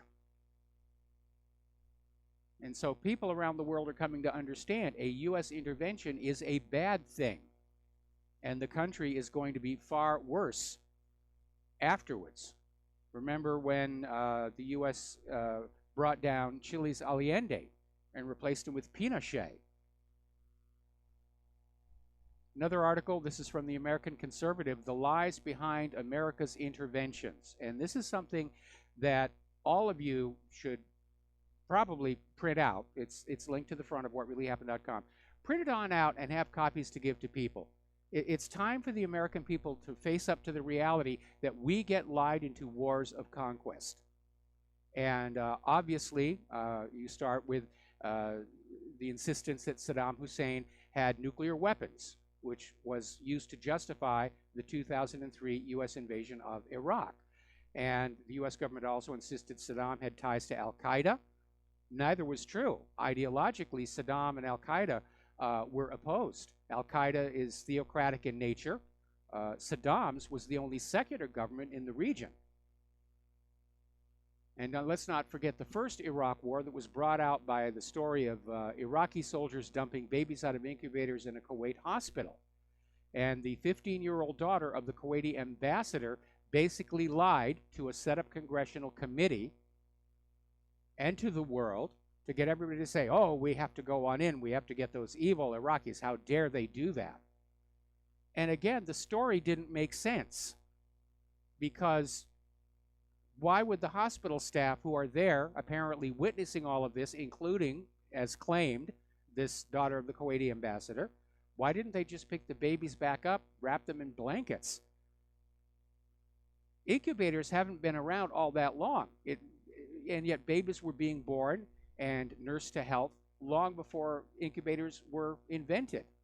So that part of the story didn't make any sense, and that was a reason to doubt it. And don't forget that was that lie about the Iraqi army poised to invade Saudi Arabia, and that was the ostensible reason for the U.S. sending troops to Kuwait to defend Saudi Arabia. And basically, they had photos that they showed us all on TV. That one blew up because there was an independent newspaper down in Florida, and I can't remember the name of it. And they hired one of these commercial Earth-orbiting satellites, imaging satellites, to take a picture of the exact same area that was being shown in the photo released by the U.S. government of all these Saudi tanks. And the photo delivered by the commercial satellite showed nothing but desert. It's lie after lie after lie. And the U.S. went on in and attacked Iraq in 1991. They destroyed the nation's irrigation, sanitation, and electricity plants, which are hardly military targets. Then they blockaded reconstruction supplies for 9 years while 500,000 children died of disease and starvation. Remember when Madeleine Albright came on out and said, well, that was worth the price. You know, those 500,000 kids, it was worth the price to put Iraq in its place. Then there was the Kosovo War that was launched with the claim that there had been a Holocaust of Kosovans by Serbs. And there were all these staged photos. There was one that made headlines around the world of this obviously emaciated Kosovan behind a barbed wire fence. And it was plastered all over the world with headlines about it's a new concentration camp, it's new horror in this. And it turned out that the photographer was the one who was inside the barbed wire fence. It was basically a storage yard. The Kosovans were there to get food handouts, and he just caught this one Kosovan looking through the wires, I guess at the groundkeeping machinery or something, and the picture was retitled. Getting on back to Iraq, Colin Powell went to the United Nations with these very blurry photos, and that's always a dead giveaway, something's being hidden from you, where he identified all these vehicles as being chemical weapons dispersal machines and decontamination vehicles. And following the war, people went to where the photos had been taken. It was ordinary firefighting equipment. Then we had the invasion on Libya on the lies that Gaddafi was planning to massacre civilians in Benghazi. And now, of course, we've got this supposed poison gas attack in Douma, Syria. And again, the story never made any sense. Why would Assad use poison gas just as Trump was saying he wanted to get out of Syria? It does make sense for the rebels to have staged a setup to get America to stay and attack Assad. And now, of course, we're finding out there probably wasn't a chemical weapon attack at all. It was just all made up by the white helmets. All right. Now, getting on to domestic politics, over 100 retired U.S. generals are urging lawmakers to reject Haspel's CIA nomination for being intimately involved in torture. And the issue is that apparently she thought it was a really good job. So they've got these 109 retired U.S. generals and admirals who are urging Congress to reject Gina Haspel's nomination. And by the way, apparently the White House has now pulled back their nomination for the new Secretary of the VA. So that's all happening now. James Comey is still out there trying to peddle his book, and he was on CNN yesterday making the claim that there is no deep state. It doesn't exist, really. This country is running exactly the way the Constitution says it should. I'm surprised he didn't break a camera lens with his nose exploding forward that fast.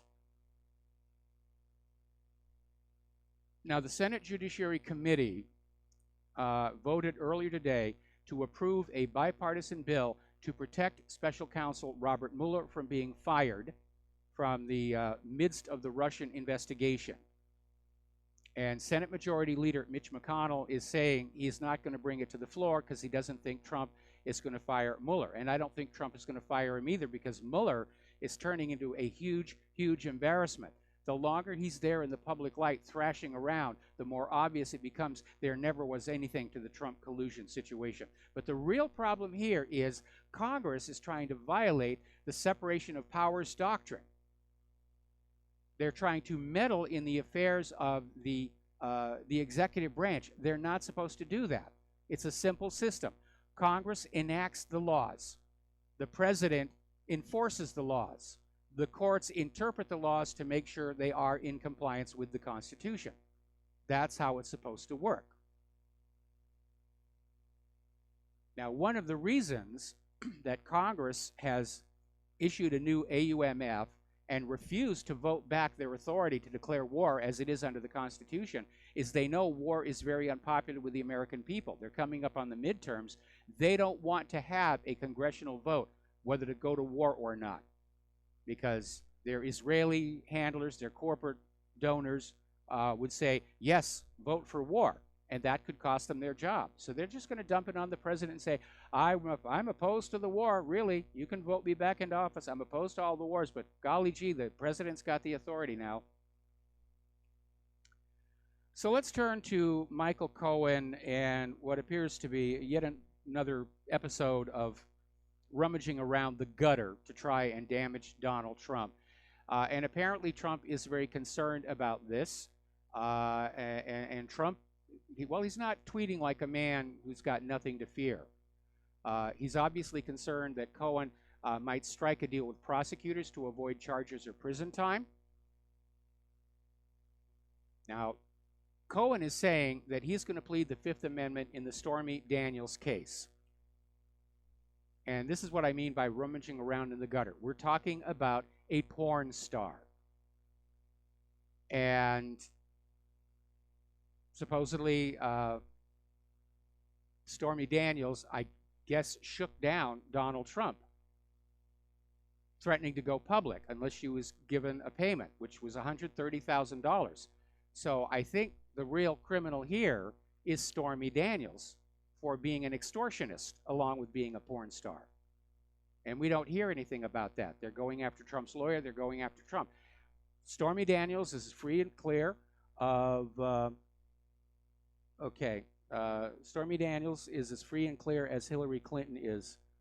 Okay. Just got a message from my lovely wife. There are apparently some developments. Let me read this whole thing. Ukraine is hitting up against Russia. We reported that earlier. Israel, Iran, and the U.S. are yelling at each other. Situation is escalating badly. Yeah, it is, unfortunately. It is escalating badly. But as far as this Stormy Daniels case is concerned, I don't agree with Donald Trump fooling around on his wife. It's not something I would do with Claire because I taught her to be a crack shot. But statistically, about half of all married people fool around on the side. And I think if you ask most younger males, they often have fantasies about having sex with a porn star. And I'm not excusing what Trump did. I'm saying in the greater scheme of things, it's really kind of irrelevant. And it's a measure of the desperation of the anti-Trumpers that they're even bothering with this. And I don't think they realize how the optics look in this case, that they're even doing this. Now, I am terribly disappointed in Donald Trump. We did not get the Donald Trump that we voted for. And being one of the people who worked very, very, very hard to keep Hillary out of that Oval Office and put Trump in, I am very disappointed in him. That being said, you have to draw an ethical, moral line in the handling of all of this investigation. Mueller is just way off his original charter, which was Trump-Russia collusion. And if you look at that special counsel statute, special counsels are given one very narrow, well-defined issue to investigate. They're not empowered to go on out in a fishing expedition. And that's what this is, and that's how they got to Stormy Daniels. It's a fishing expedition. But again, I think somebody needs to bring up this issue that, normally when you're having affairs with people, you keep quiet about it. So how did we get to the situation of Trump being forced to pay $130,000 to Stormy Daniels? Because she extorted him. She said, I'm going to go public. I'm going to use your name to make me a little more famous unless you shut me up. And I think that should be looked at. Now, in all this talk about the Russian dossier, people tend to forget there's actually a second dossier. This one was compiled by Cody Shearer, an ex-journalist and longtime Clinton operative, and was basically handed to the State Department. And it said a lot of the same salacious and eventually discredited details as the Steele dossier. And so now, apparently, congressional investigators are starting to expand their investigation to the Department of State and how they handled all of this, along with the FBI. Now, the other day, hang on. All right. The other day we were talking about some 19,000 documents regarding the John F. Kennedy assassination had been released and were in the National Archives. People are already poring over them. They're already finding little bits and dabs, but nothing significant. And it turns out that 520 files are going to remain fully sealed by direct order of the President of the United States, Donald Trump. And basically, Trump, in making this decision, said that these files, quote, are of such gravity that outweighs the public interest in immediate disclosure, end quote. In other words, that's the heart of the matter. These 520 files tell the truth about what happened to John F. Kennedy, which also tells us Donald Trump knows now the truth of what happened to John F. Kennedy. Maybe that's how he's being controlled, the realization they could do it to him. And based on the way he's been waffling and flip-flopping all over the place, it seems like the man, possibly because of his privileged life, does seem to lack spine. He can't stand up to his advisors, and he's not going to stand up to a threat of assassination unless he does what he's told to do. Now, Representative Nunes is out there saying that the Department of Justice is still stalling turning over the Obama documents to Congress. They're clearly trying to run out the clock, hoping for a Democratic win in the midterm elections this November. So we're going to have to get on out there and support our Republican candidates. That's the only way we'll get the truth out. We'll be back after these words from our sponsors.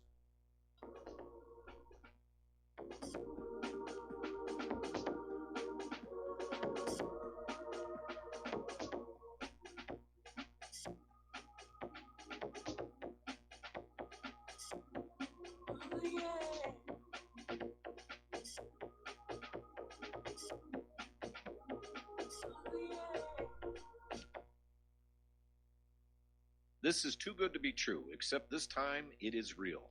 100%. No joke. How about a $25,000 membership to Front Sight Firearms Training Facility as a thank you bonus for a one-time donation to RBN of only $500? It is a Commander lifetime membership with no yearly fees or dues. The training is free for the rest of your life with over 50 different classes. Then leave it to your designated beneficiary. You provide the approved firearm, holster, ammo, eye, and ear protection. Many features and bonuses are included, more than you would ever expect or believe. This is the ultimate graduation present, wedding gift, etc., etc. See the details. Go to RBN's webpage and frontsight.com to make it happen. May 5th is the last day you will hear this offer on this radio network. Help keep RBN alive. Tell 5. Do you worry a lot? If you're forgetful, nervous, moody, or overwhelmed, chances are you're not protecting yourself from the ravaging effects of stress and anxiety. No matter the cause, ongoing stress and elevated levels of the stress hormone cortisol can rob your memory, your health, your quality of life, and your future. Now you can combat the effects of stress and anxiety while improving your memory and recall at the same time with the dietary supplement Calm and Clever. Studies show that the ingredients in Calm and Clever reduce cortisol by as much as 30% in as little as 1 to 2 weeks and increase your ability to recall facts, names, and numbers in 4 to 12 weeks. Calm and Clever was created by scientist Kurt Hendricks, a principal investigator in 2 NIH-funded studies on Alzheimer's disease. Try Calm and Clever for 2 months. You'll feel the difference. Call 1-800-758-8746 or go to calmandclever.com. So, you love talk radio? Then you'll love TalkStreamLive.com. TalkStream Live is always on, 24/7 with the best streaming talk shows. Find your favorite talkers and discover some new ones. It's free, readily available online or on mobile with any smartphone or tablet. Finding your favorite talk shows all in one place has gotten a whole lot easier. Just go to TalkStreamLive.com. Be sure to download the free apps from Google Play or the iTunes App Store. Do you or a loved one suffer migraine headaches? Listen to what scientist Kurt Hendricks has to say. If you are one of the millions of people who get migraines, you need to know about MiGrelief. Hi, I'm Kurt Hendricks, the scientist who created MiGrelief, the patented dietary supplement that addresses nutritional deficiencies in adults and children with migraines. Thousands of physicians and pharmacists recommend MiGrelief. Call 800-MIG-7354 or visit MIG911.com. Some are maxed out all their credit cards. Some are working 2 jobs and living in cars. Minimum wage won't pay for a roof, won't pay for a drink. If you gotta have proof, just scratch yourself, Mr. CEO. See how far 5.15 an hour will go. Take a part-time job at one of your stores. I bet you can't make it here anymore. And aloha, America. Welcome back to the show. We're going to go back to the phones here. Chris in Las Vegas. Aloha, Chris. Welcome to the show. What's on your mind? Well, aloha, Michael. You were speaking a little bit about the Stormy Daniels affair with Michael Cohen. And this is a situation I know very well from firsthand experience. This is not only is it extortion, it's framed the blame on the victim. Yes. Because she obviously conceded to have sex with somebody, perhaps, maybe not. But she certainly received a payment to keep quiet under a non-disclosure agreement and breached the terms of that contract. So she obviously is not a trustworthy, reliable, or a competent witness to be giving any evidence.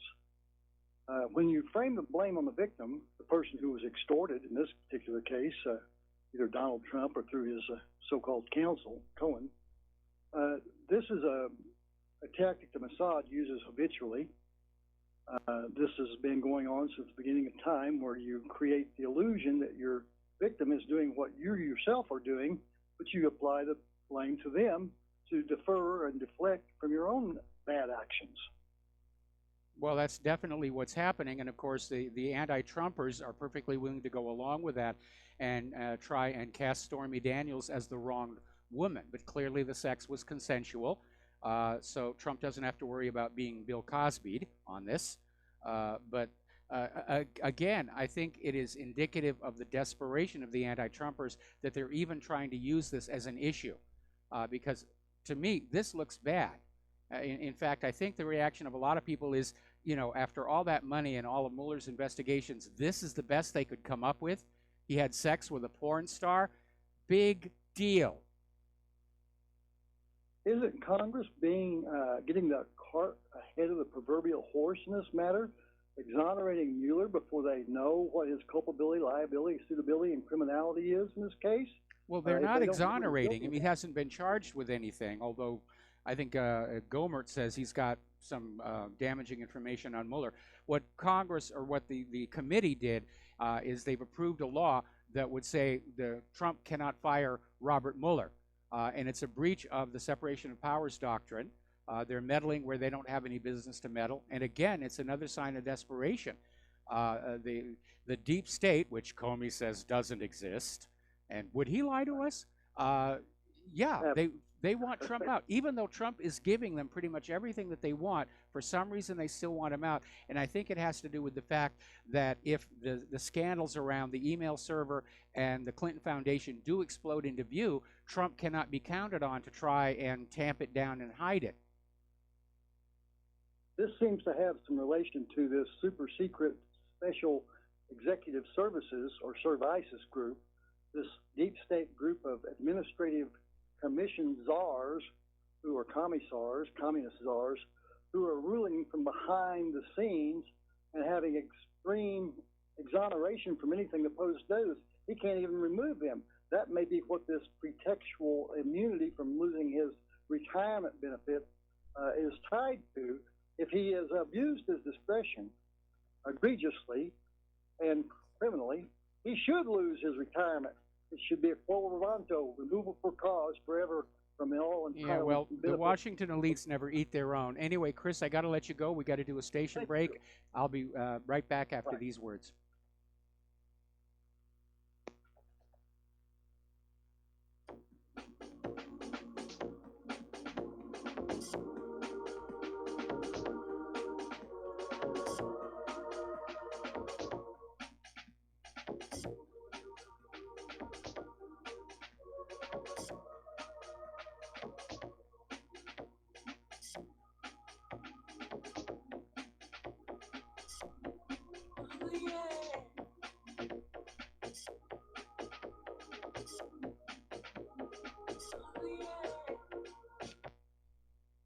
My name is Don Wiskin, and at 42 years old, I suffered a massive heart attack, lost 35% of my heart to damaged tissue, and was supposed to spend the rest of my life on disability.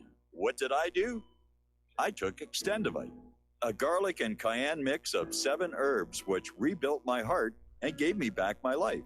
For over 17 years now, I have made this formula available to you so you don't have to suffer the same thing I did. Clean your blocked arteries and strengthen your heart and boost your natural immune system. I'm 60 years old now and I still work every day. To get your Extendivite, call 1-877-928-8822. That's 1-877-928-8822 or visit heartdrop.com. Extendivite is only $69.95 for a 2-month supply of either capsules or liquid. Extend your life with Extendovite. This is RBN, the Republic Broadcasting Network.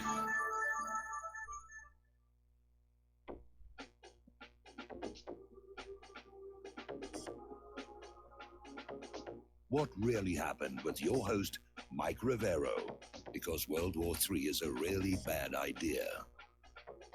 Here is your host, Michael Rivero. And aloha, America. Welcome back to our show, hour number 3. The phone lines are open, 800-313-9443. And getting on back to the news here. Now that everybody's sick and tired of hearing about Bill Cosby, Fox News just went back onto this situation with Joy Reid, who is the host of MSNBC's AM Joy. And she basically is in trouble because a Twitter user shared screenshots of apparently anti-gay content Reid had written somewhere between 2005 and 2009 for her old blog, The Reid Report, which has now been shut down. Now, Reid did apologize in December for writing homophobic posts about former Florida Governor Charlie Crist, but this was like really bad, and she was writing things about how normal adult men cringe when they see 2 gay men kissing, which has an element of truth to it, and some other things as well. Well, Joy Reid decided she was going to try and evade this and came on out saying that her blog had been hacked into and the hackers had put these anti-gay statements in there. But it's starting to look like that really isn't what happened, because analysts using the Wayback Machine, the Internet Archive Machine, went on back and found that these tweets had appeared in the correct timeline, and it does appear that she actually did it. And as Nixon said, it's not the crime that does you in, it's the cover-up. And so a lot of people are now out there saying that, you know, Reid should have owned up to this, but apparently she's going to continue working at MSNBC while MSNBC carries out their own internal investigation. So we'll see what's going to happen over there. The issue I have with this, of course, is I understand that when you are a media personality, anything that you do in public, which includes the internet, tangles up in the image of the media enterprise that you're working for. And you do need to be careful. You know, at the same time, even though I don't agree with her, Joy Reid has a right to her opinions on virtually any subject. So it's a complicated issue, and we'll see what's going to happen. Let's talk about the economic news now.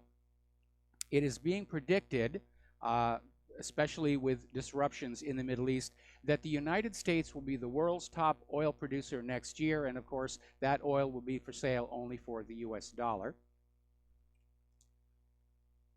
article that just came on in. This is from Government Slaves. We've been talking about the automotive market, the amazingly low prices on the new cars.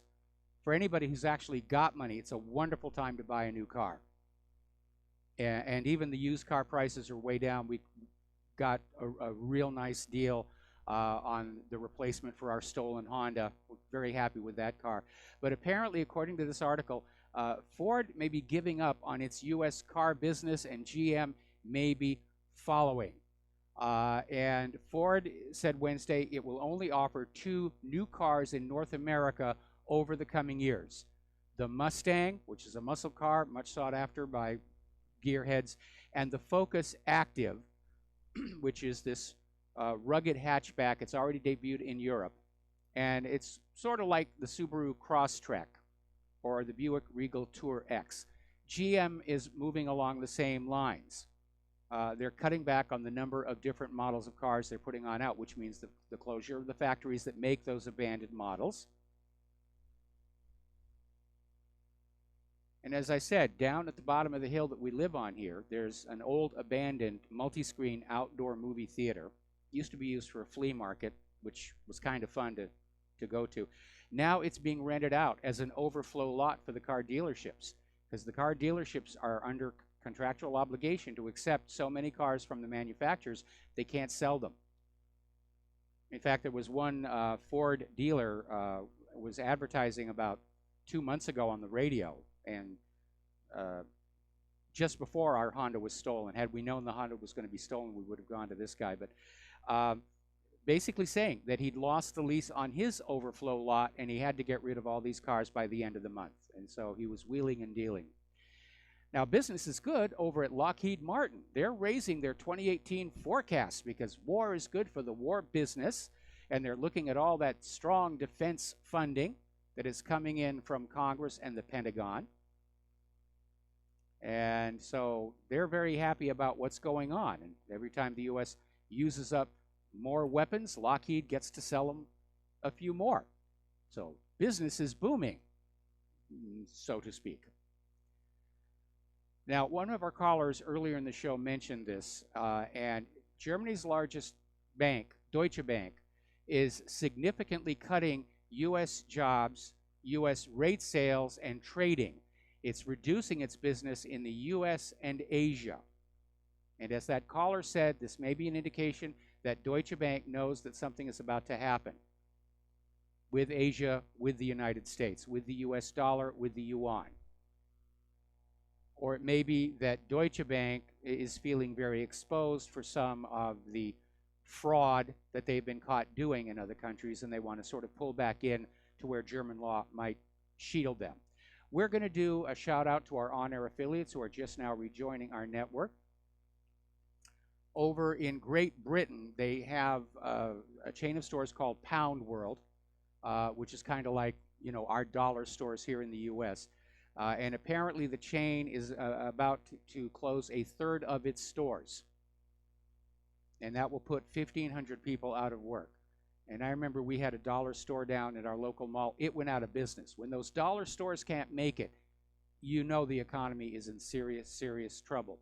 Meanwhile, a lot of people are looking at the upcoming royal wedding and saying it really is inappropriate, almost to the point of a provocation, to have such a lavish royal wedding amid such crippling poverty and despair. And a lot of the British subjects are very upset that there even still is a royal family and that they have this monarchy. Now, PetSmart, I'm sure you've seen their ads all over TV. They are on the verge of collapse. They're $8 billion in debt. And so I guess pet owners have gone back to feeding their pets scraps from the dinner table instead of all these designer balanced diet foods and whatnot. You know, you want to play? Here's an old tennis ball. I don't need to get you a special dog toy. Now, here's an interesting little story. As you know, there are these liberal strongholds, cities where the liberals have been in charge for a very, very long time, and they're basically considered bastions of democratic voting, especially in the upcoming elections. But something strange is starting to happen. Because of the increase in taxation that inevitably comes under the liberals, the increasing intrusiveness of liberal legislation, things like demands for greater gun control, greater surveillance, people are starting to leave the blue cities and move out to more rural areas, apparently in enough numbers where it may actually offset the illegal immigrants who are being brought into this country to vote Democratic in the November elections. And they're talking about how just incredibly expensive some of these cities have become because of real estate flipping and out of control housing prices. And so we're seeing a major population shift in the U.S. Now, over in Great Britain, they're getting ready to go along with Donald Trump and hit Russia with more sanctions. And to nobody's surprise, really, the EU is blocking them and saying, you can't do that. And that's because many of the member nations inside the European Union are sick and tired of the sanctions. It has caused a lot of economic damage. France especially, they were exporting a lot of their agricultural output, cheese, wine, things like that, to Russia. That market got cut off. They had a protest where they went into the local government buildings and they were just dumping all this rotted produce that they couldn't harvest and sell, just all over the steps there. And so the EU is saying enough is enough with all this sanction stuff. We need to get back to business. Our economies are weak. The only way we're going to turn that around is commerce, peace through commerce, buy and sell goods. What we have in abundance, we sell some to other countries. What they have in abundance, they sell to us. We do business. We make money. We become friends again. Now, Britain is also very angry that the European Union is blocking Britain from taking part in the European Union's Global Positioning System project. Now, we all know about GPS. We've got it on our smartphones and everything. But some years ago, analysts in other countries began to realize that being dependent on the U.S. GPS made them weak. And so a lot of other countries have now put up their own satellite navigation system. Russia's got one up. And apparently the European Union Space Agency is getting ready to launch one called Galileo. And now Britain is saying, well, that's fine. We'll just put up our own satellite navigation system. All right, turning to immigration here. Apparently the caravan of migrants at the U.S.-Mexico border is preparing to stage their mass crossing over this weekend. And the idea appears to be they're all going to rush the border, and yes, some of them are going to get stopped, but most will get through. Maybe, maybe not. And apparently the U.S. is launching what is termed as a military response to the caravan of asylum seekers. This is all taking place out in Tijuana, Mexico. And basically the word has gone on out from Trump and from Sessions. Anybody coming into the country without the appropriate paperwork will be detained and deported. And they need to send that message. They need to send that message. Now, remember about a month ago, there were reports that Mexico had actually broken up this migrant caravan. And everybody said, okay, crisis is averted. We can all go home happy. This article out of Citizens Free Press is quoting Laura Ingraham on Fox News, who in turn is quoting a high-ranking source in Mexico, saying that media networks, including CNN, working along with non-governmental organizations and U.S. pro-immigrant groups, basically worked to rebuild the migrant caravan. And apparently Laura discussed this story with Congressman Steve King. Now, I remember when I was in journalism class, I took Journalism 101. I had to have so many courses outside my declared major, which at that time was astronomy. and we were taught that the worst sin that you could do as a journalist, as anybody in the media, was influence the events in any way, one way or the other. That your job was to report what was actually happening and not influence it any way. Obviously, CNN doesn't agree with that.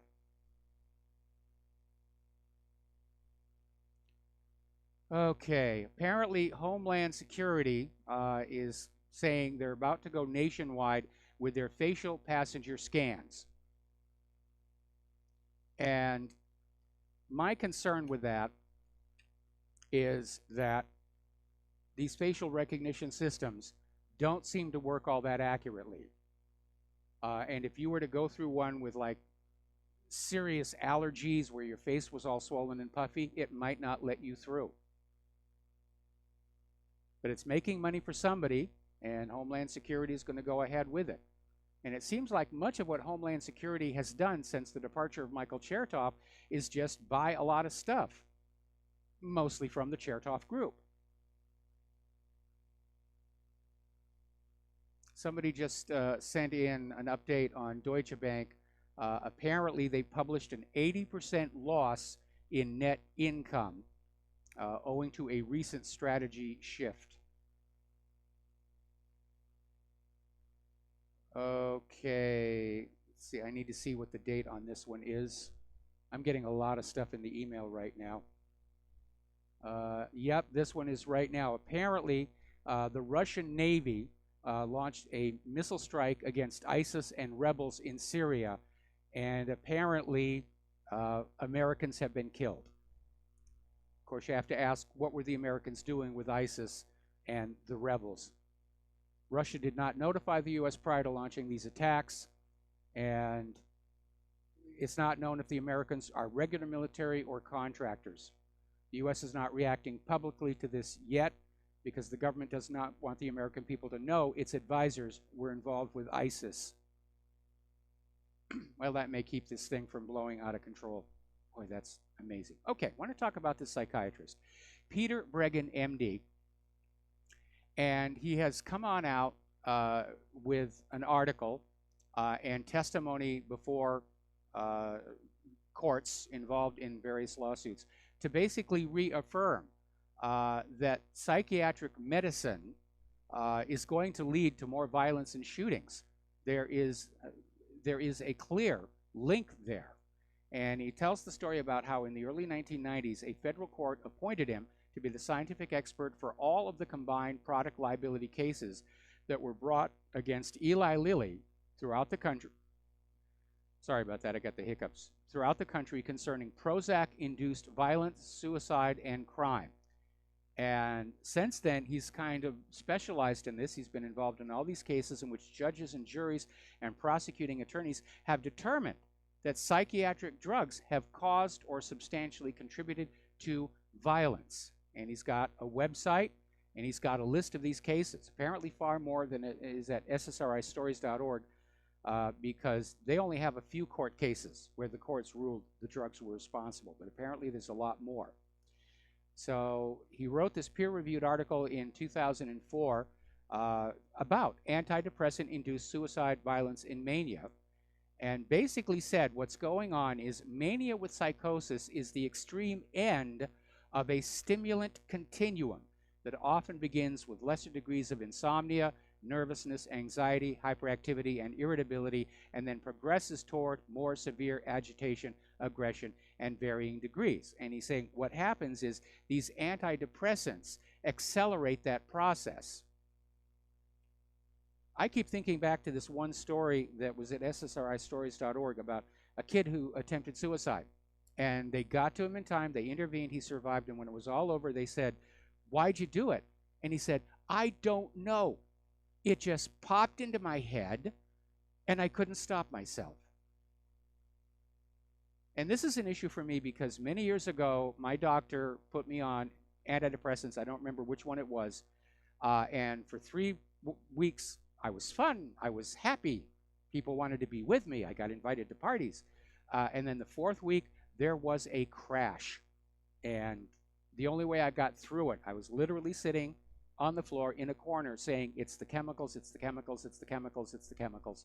I will never, ever touch one of those pills ever again. Now, down in Florida, Tucker Carlson is back. Good news for us. And he was interviewing this Florida school shooting survivor, Kyle Kashuv, rather. And apparently, he took a trip to a gun range with his father. He posted a video of himself firing a rifle, captured with a message intended to support respect for weapons, their safe handling, the constitutional right to bear arms.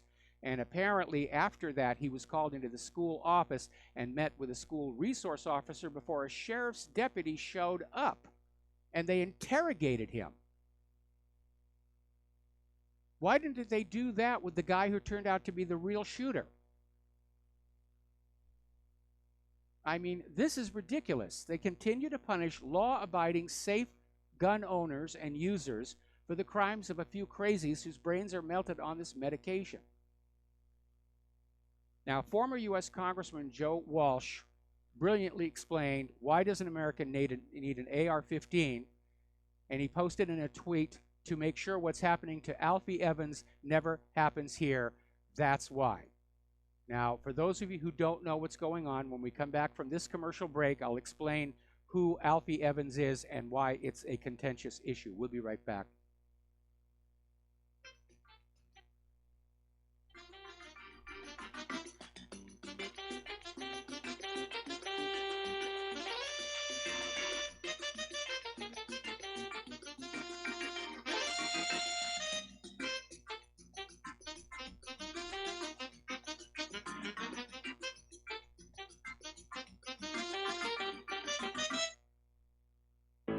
Many people tell us about their experience with Extendivite. Just listen to what Glenn has to say. Prior to taking it, I had diabetic neuropathy. The Extendivite reduced that significantly. Acid reflux was reduced. I had athlete's foot, very severe. Trimmed that down to about 75%. Dandruff, almost completely gone. I had occipital neuralgia at the base of my skull. I was having migraines, reduced by about 90%. Heart palpitations, my heart would kind of stall out. I would skip a beat. Very uncomfortable. And when walking from downstairs going to sleep, by the time I got to the bedroom, which is just one flight of stairs, my heart was pounding, coming out of my chest. My vision was blurry. This completely solved that problem. Great product. Thanks. Tell us your story. Get Extendivite today. Call 1-877-928-8822 or visit heartdrop.com. Extend your life with Extendivite. For the past 14 years, it's been my privilege to host the National Intel Report on RBN, to offer a platform to interview exceptional guests, to provoke critical thought, and examine evidence, whether real, fake, or somewhere in between, and allow our audience to call in and participate with your input and questions in order to help us all reach an educated decision and arrive at our own truth. Our world has changed. It's now been turned on its head. Real is now considered fake, and mainstream fake is now pushed as real, rather than any clear thinking, consensus, or rationale.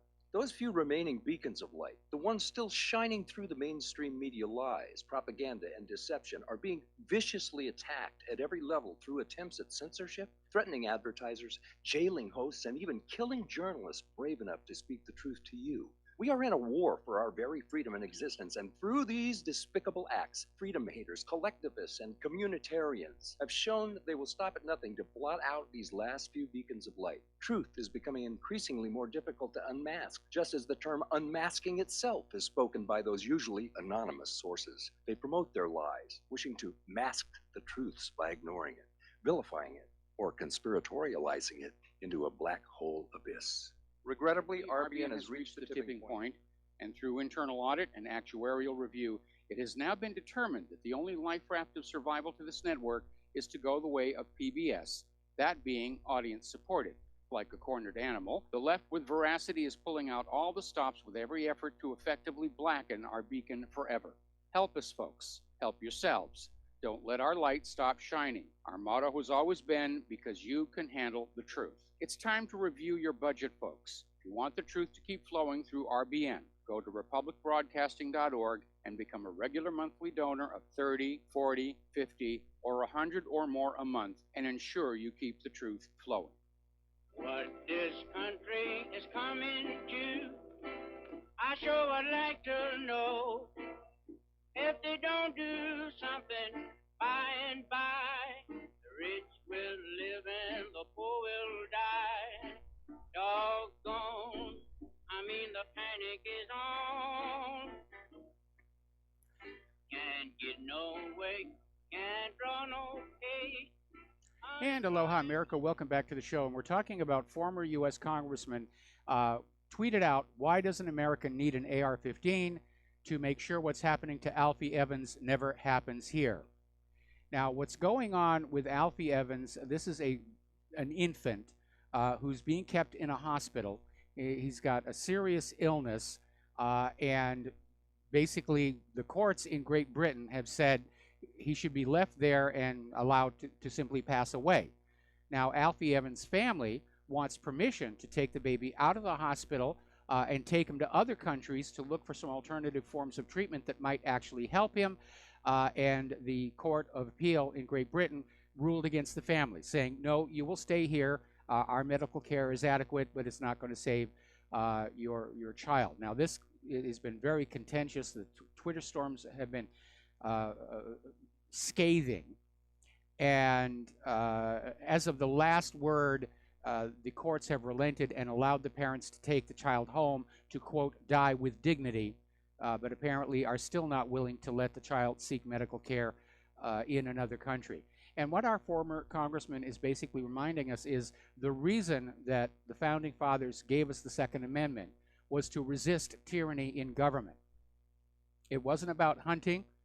I mean, when the Constitution was written, when the Bill of Rights was written, hunting was an essential part of life, especially in the winter months. You would hunt to feed your family, and you would target shoot to improve your accuracy. And so the fact that people had guns was not an issue. The Second Amendment was about reserving military arms to the American people to stand as a counterforce to encroaching government tyranny. And that, of course, is why the gun grabbers are after the sporting rifles. They don't really care about the fact that, crimes are mostly committed with small, disposable Saturday night specials. They want those military-style rifles in order to disarm the American people, so we'll be obedient and do what we're told to do. I don't think that's going to happen. But they're pushing really, really hard for all of this. Okay, out in liberal snowflake land, apparently in the University of Utah, inside the J. Willard Marriott Library, the university has installed a white booth. And there's a sign on the door that says, "Safe place for stressed out students." It's been nicknamed the Cry Closet. I mean, are you kidding me? I thought we were over all of this nonsense, the Play-Doh and the bubble wrap and all this other stuff. When I was in college, people under stress were told, go to the gym, work out, build your muscles.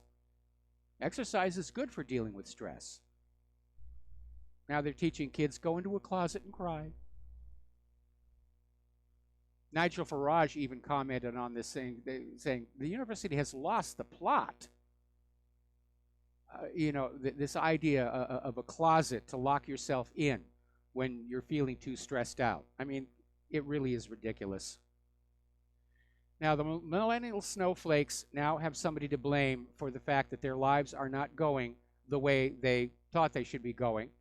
They're not blaming government. They're not blaming the war economy. They're not blaming Wall Street. It's all the fault of the baby boomers. It's all you old people.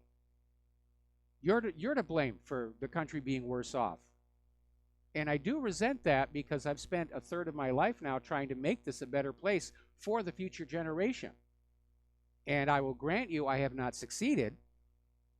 But to say that I intentionally made things worse for the future generations, that really is insulting. And a lot of the millennial snowflakes are in the condition they're in because of choices they themselves made and refused to take responsibility for. Like their majors in university. They go into for liberal arts and art history majors and all kinds of stuff that doesn't really lead to employment. So they get out of school, they can't find a high-paying job, they're stuck with the student loans. Oh, it's all the fault of the baby boomers. No, it's the fault of greedy banks who are out there trying to get you plunged on that debt hook. And if you're going to spend that money to go to a university, learn something that will get you a high-paying job. Learn engineering or computer sciences or math or construction or manufacturing. We're very short of people who know how to manufacture. Don't just sit there and say, it's all your fault. Most of the people of my generation, we did our best to build a better world. But it's been deteriorated over the last 30 years by a government that thinks war on other countries is more important than taking care of the country that we did build. What our generation built is all rotting away. You know, my generation put men on the moon, landers on Mars. We built all these amazing things, and they've all just been thrown away, allowed to rot and corrode in the rush to war. The reason life is much worse for younger people today is because of that constant state of war. And they need to face up to that. We'll be right back after these words from our sponsors.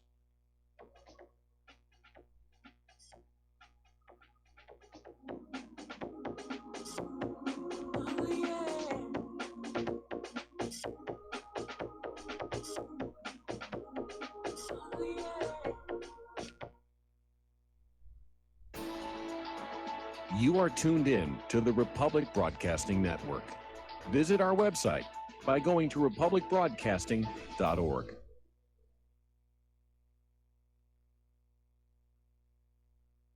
I'm getting older and noticing that my body just doesn't work as well as it used to. So I like to keep fit as possible by hitting the gym a few times a week. Recently, I started having a nagging bicep pain, and it got so bad I couldn't even lift the weights. When I was complaining about it to a friend, he told me about AngioPrim. He said chelation helps remove toxins, heavy metals, and cholesterol in veins and arteries that may cause blockages. You know, after just 1 week of taking AngioPrim, the pain was gone, and now I'm back in the gym full strength. Scientific research proves the active ingredient in AngioPrim has superior oral chelation action that helps promote cardiovascular health. So to learn more, go to angioprim.com. That's ANGIOPRIM.com, or talk to a trained consultant. Call AngioPrim toll free at 877-882-7221. You'll feel better with more energy. Call 877-882-7221 or go to the website angioprim.com. Tired of being lied to by mass media? It's growing more and more apparent today that news is received less and less through standard media outlets. Even with a growing audience every day, RBN is beginning to direct more efforts into social media. Social media and the use of the internet is fast becoming the primary source of people for news, regardless of demographic. RBN has set out to provide some of the best news on the internet through republicbroadcasting.org, and also has begun to use the tools to our advantage by way of social media.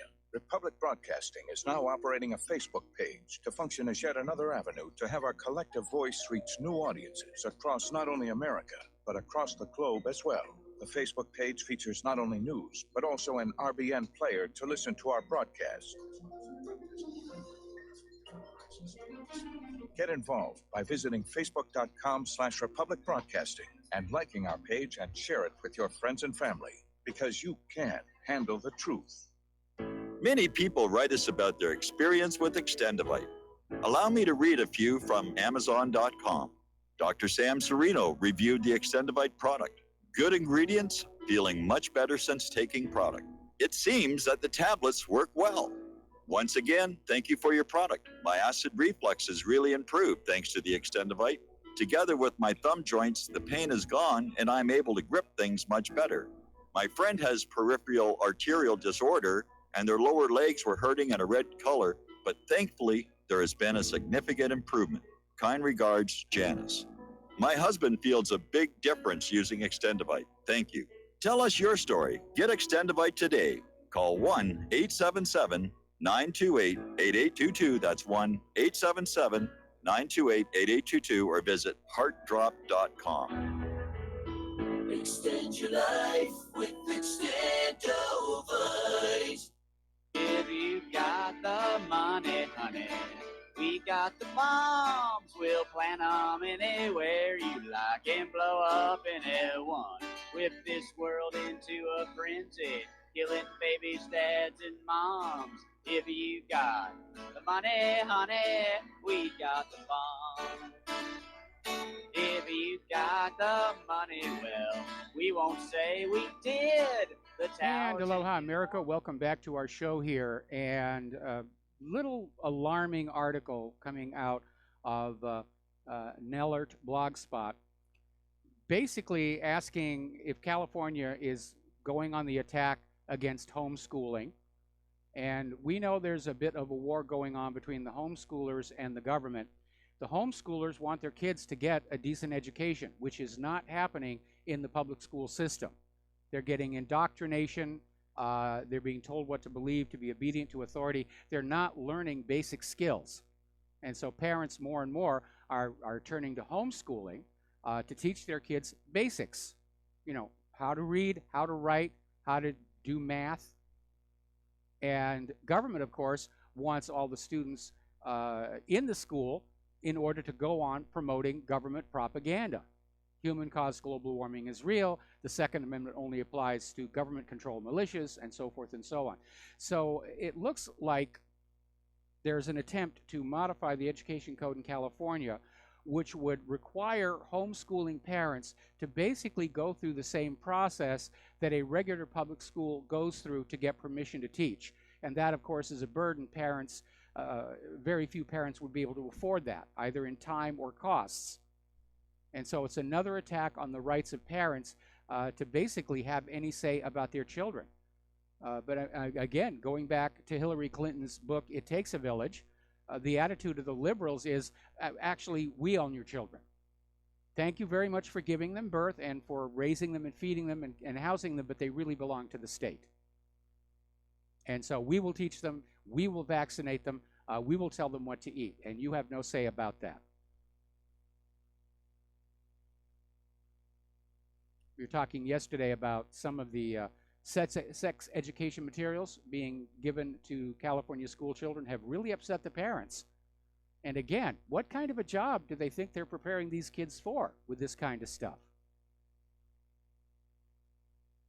I mean, when I was in high school, you know, education was, I mean, there was, you know, athletics. You all had to take part in athletics, build up your bodies and everything.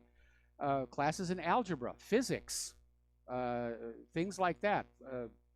There was shop class, machine shop class, auto shop class, things that taught basic skills that you could get a job with, that you could build a country with. Don't seem to see that much anymore.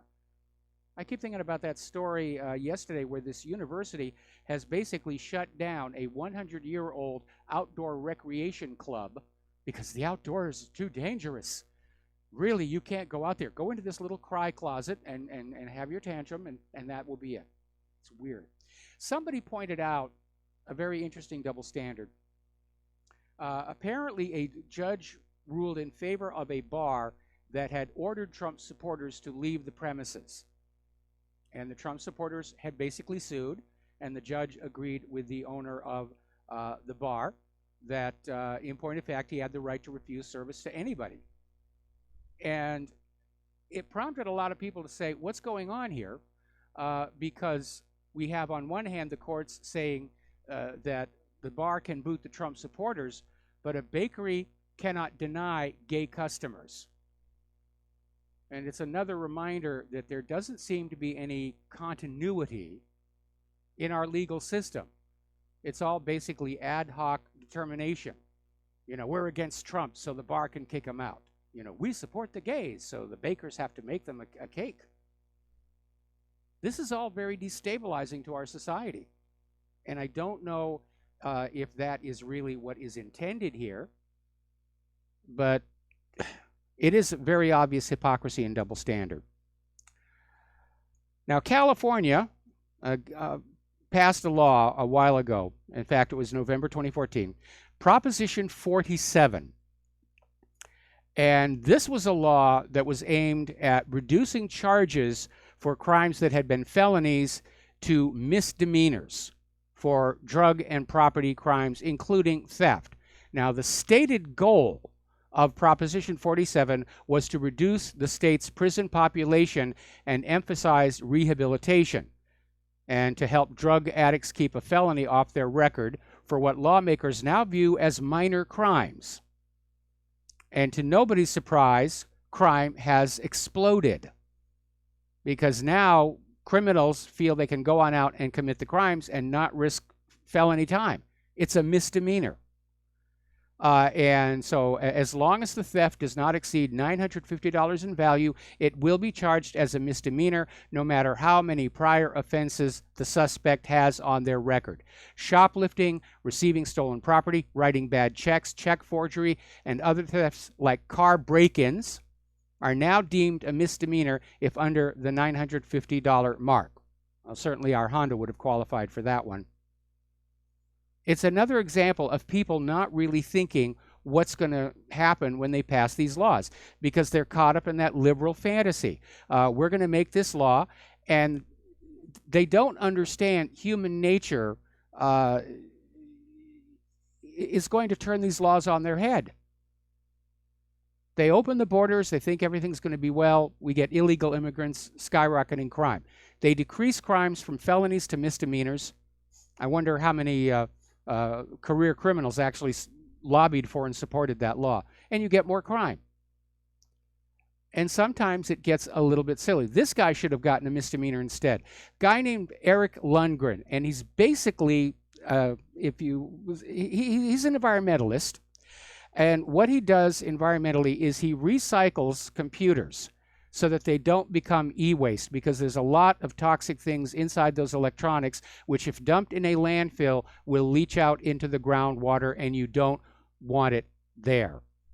And apparently one of the things he was doing was recovering what are called the Restore CDs, which are the disks that reinstall Microsoft Windows operating system after a failure. And for some reason he got charged for this, and he's been sentenced to a 15-month stay in federal prison over these Restore CDs. Now, the CDs do not represent a pirated copy of the operating system, because the assumption is that when he sells these Restore CDs, the person buying it has a valid current Windows license. There is no licensing information on the disk. And here's the kicker. You can download these Restore CDs for free from Microsoft. What a huge waste of time and money this case was. It really is ridiculous. Now, there's a little bit of good news coming from the world of computers. The world's biggest distributed denial of service for hire group has been shut down. And this was done by Europol. And they're saying that webstressor.org, that was the name of this organization, had 136,000 registered users and 4 million attacks detected by the first of this month, targeting online services from banks, government institutions, police forces, and the gaming world. 136,000 users were paying this website to launch denial of service attacks against targeted machines. I think all of those 136,000 registered users need to be prosecuted. They're just as guilty as the owners of the botnet. But I'm glad they've shut them down. Won't be the last one, however. Apparently there is a market out there for this kind of civilian cyber war, if you will. Over in India, Monsanto has been dealt a setback regarding their desire to patent seeds. And apparently this runs afoul of an Indian law, the Indian Patent Act, which states that seeds and life forms cannot be patented. And the Protection of Plant Varieties and Farmers' Rights Act, which biotech multinationals have tried to undermine, saying that key plant genetic material cannot be patented. Now, the court is saying that Monsanto has a right to collect royalties on their particular version of seeds, but the GMO technology in them has to be made available for others to research and learn from.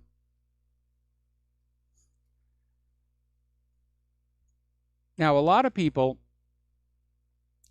have been caught up in this Black Lives Matter situation, this destruction of Confederate symbols because of the link to slavery. And it's their cause. It's their cause. So it's rather interesting to see the reaction to a little bit of actual history. This is from dublinsmcwordpress.com, and it talks about the fact that the first slaves in the United States were not black, they were Irish. They weren't indentured servants. They were literally sold into slavery for unpaid debts.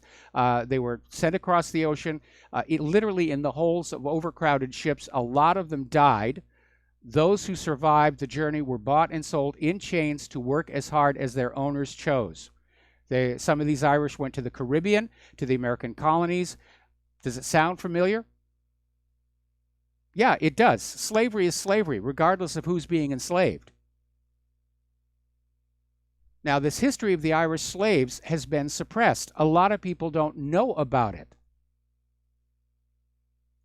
And what we're hearing from Black Lives Matter and other people is that the Irish slaves shouldn't be talked about because it detracts from the black experience. It takes away from the black experience. You should only be upset about our slavery. Forget about the Irish slavery. They don't count. You know, Black Lives Matter, remember?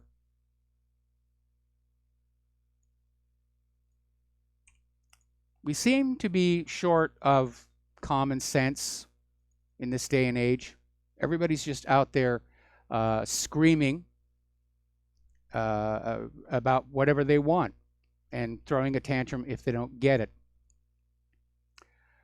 Now, story coming out of Investment Watch blog talking about climate pattern shift in Europe with vineyard and grain crop losses. And we talked about this a little bit yesterday, how the very harsh and lingering winter is cutting into the growing season, both here in the United States and in Europe, which may lead to some food shortages. And now on top of that, they're saying that because of the damage to the vineyards, there may actually be a shortage of European wines, which for people who are into wine means higher prices. And the carbon Nazis are still out there saying, oh, human-caused global warming, human-caused global warming. It's out there. It's still snowing in some places. Israel got hit with some weird weather. Massive, massive rainstorm. Almost as bad as the one that hit Kauai. Apparently 9 people literally were drowned in a flash flood. Now, the other day we were talking about these Italian scientists, and I know I mentioned this before, but it's worth repeating. These Italian scientists had studied 44 of the most common vaccines used around the world and discovered they were contaminated with nanoparticles of materials known to have neurological side effects.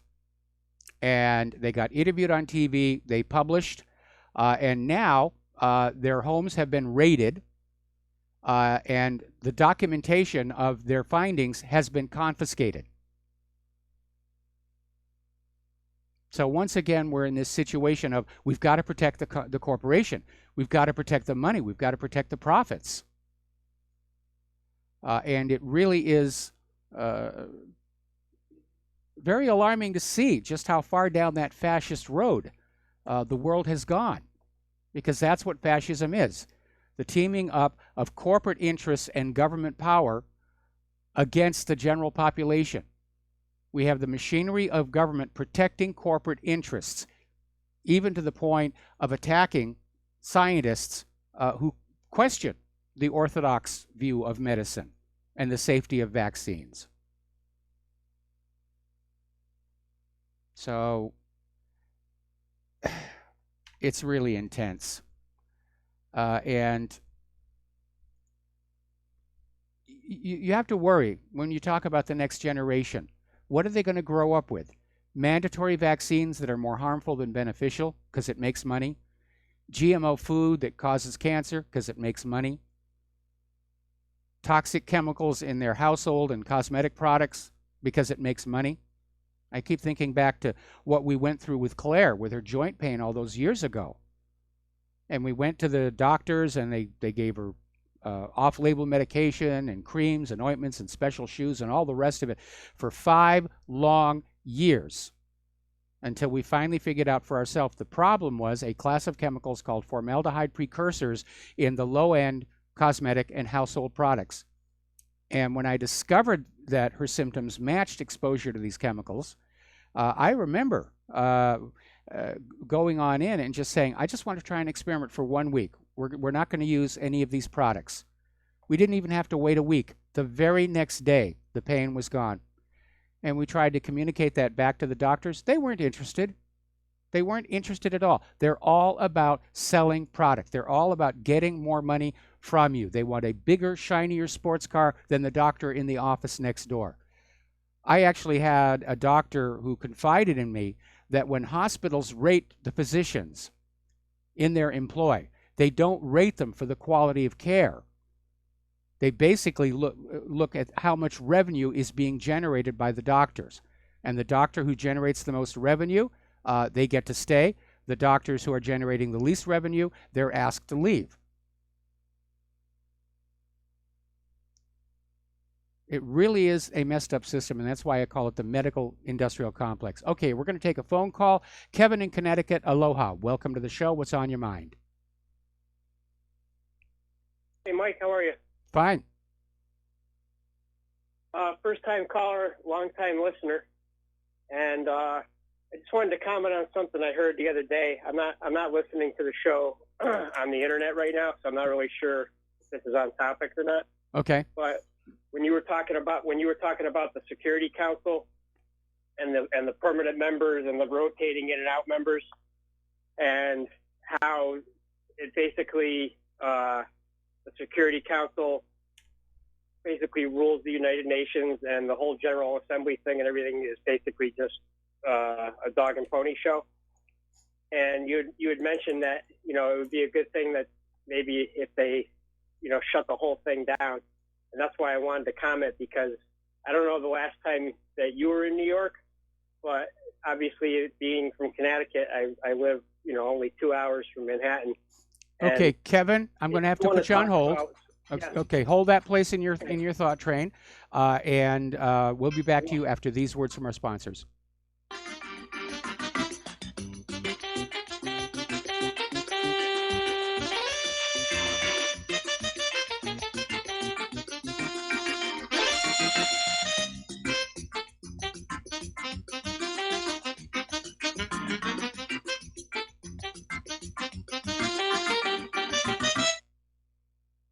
Homeowners, are you in foreclosure, expecting to be served with a foreclosure lawsuit, or suspect your lender has coerced you into an illegal mortgage transaction?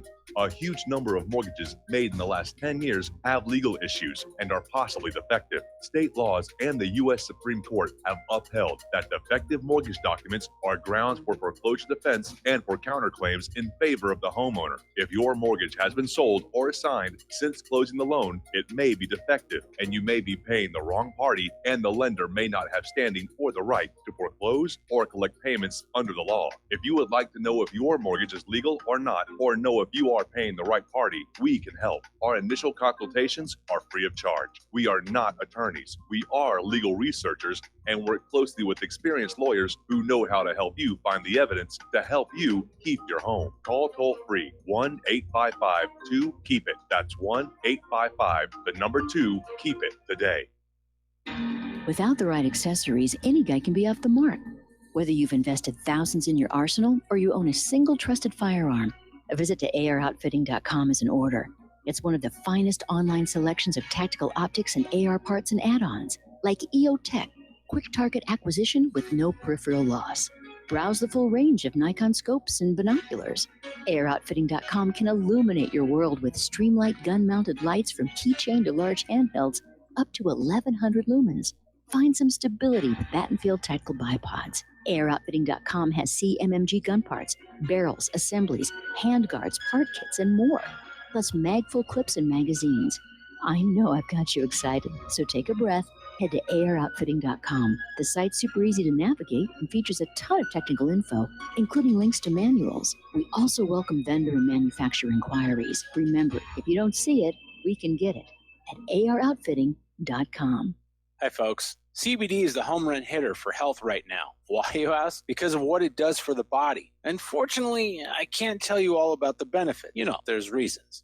Do your due diligence and log on to ancientlifeoil.com. That's ancientlifeoil.com. Ancient Life Oil uses organic ingredients and is blended in coconut oil for some of the best benefits. Legal in 50 states and non-psychoactive. Log on to ancientlifeoil.com. That's ancientlifeoil.com.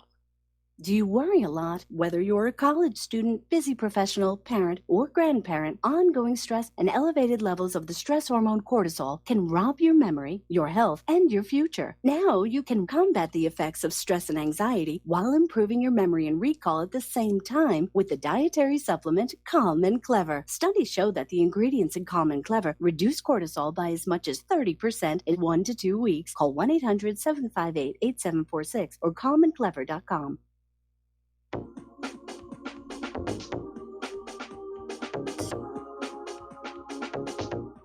What really happened with your host, Mike Rivero.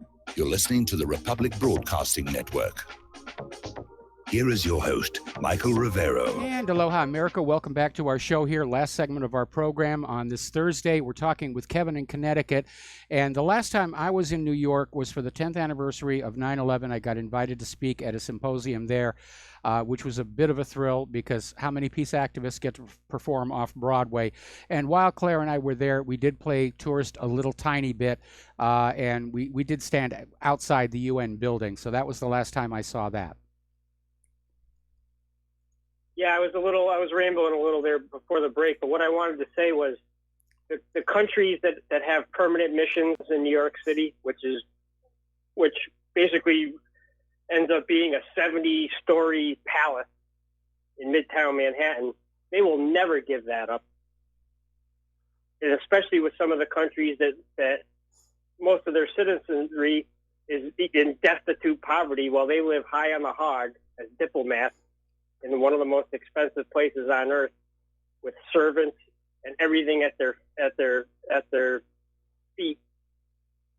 There's no way that those countries will ever give up the United Nations, even though they basically don't do it. Thing. You need to look at your history. There have been organizations like the UN before, the OAS, for example, the League of Nations. They perform basically the same function. They had the same perks and lavish lifestyle, and the people who worked for these organizations certainly didn't want them to go away, but they reached a point of corruption where they simply collapsed. And I think a lot of people are saying that we don't need the United Nations. It's not really doing anything. It certainly can't rein in its problem child, Israel. And what use is it at this point? I mean, yes, they do some charitable work around the world, but it costs an awful lot to support the UN. They're living on very expensive real estate, and I think they could collapse, and I really do think we need to have something better in its place. I agree, Mike, and I'll let you go. I really appreciate all you do for our country and for the world. Thanks. All right, well, thank you very much for those kind words. And last story of the day, talk about military waste here. Apparently, DARPA, the Defense Advanced Research Projects Agency, those are the blue sky people, the ones who are just out there on the cutting edge. They awarded a contract to Aurora Flight Sciences in 2016 to build an unmanned vertical takeoff and landing X-plane as part of the program known as Lightning Strike. And they've spent $89.4 million on this, and they just canceled the program. Apparently, it wasn't working out. Now, I have to wonder, what good would $89.4 million do for, say, a city school system? I mean, we look at the waste that's going on in defense. We know they've lost something like $8 trillion. I don't even know if that's part of the $20 trillion that the federal government misplaced. Probably it's a lot worse if it isn't. but it's just this vast amount of money taken from the American people and spent on all of this nonsense. Anyway, there's the music. Time for me to leave. Stay tuned for John Stadmiller. I'm sure he's got a lot of interesting things to share with you. And we'll be back tomorrow with the lovely Lady Claire. So, aloha, America.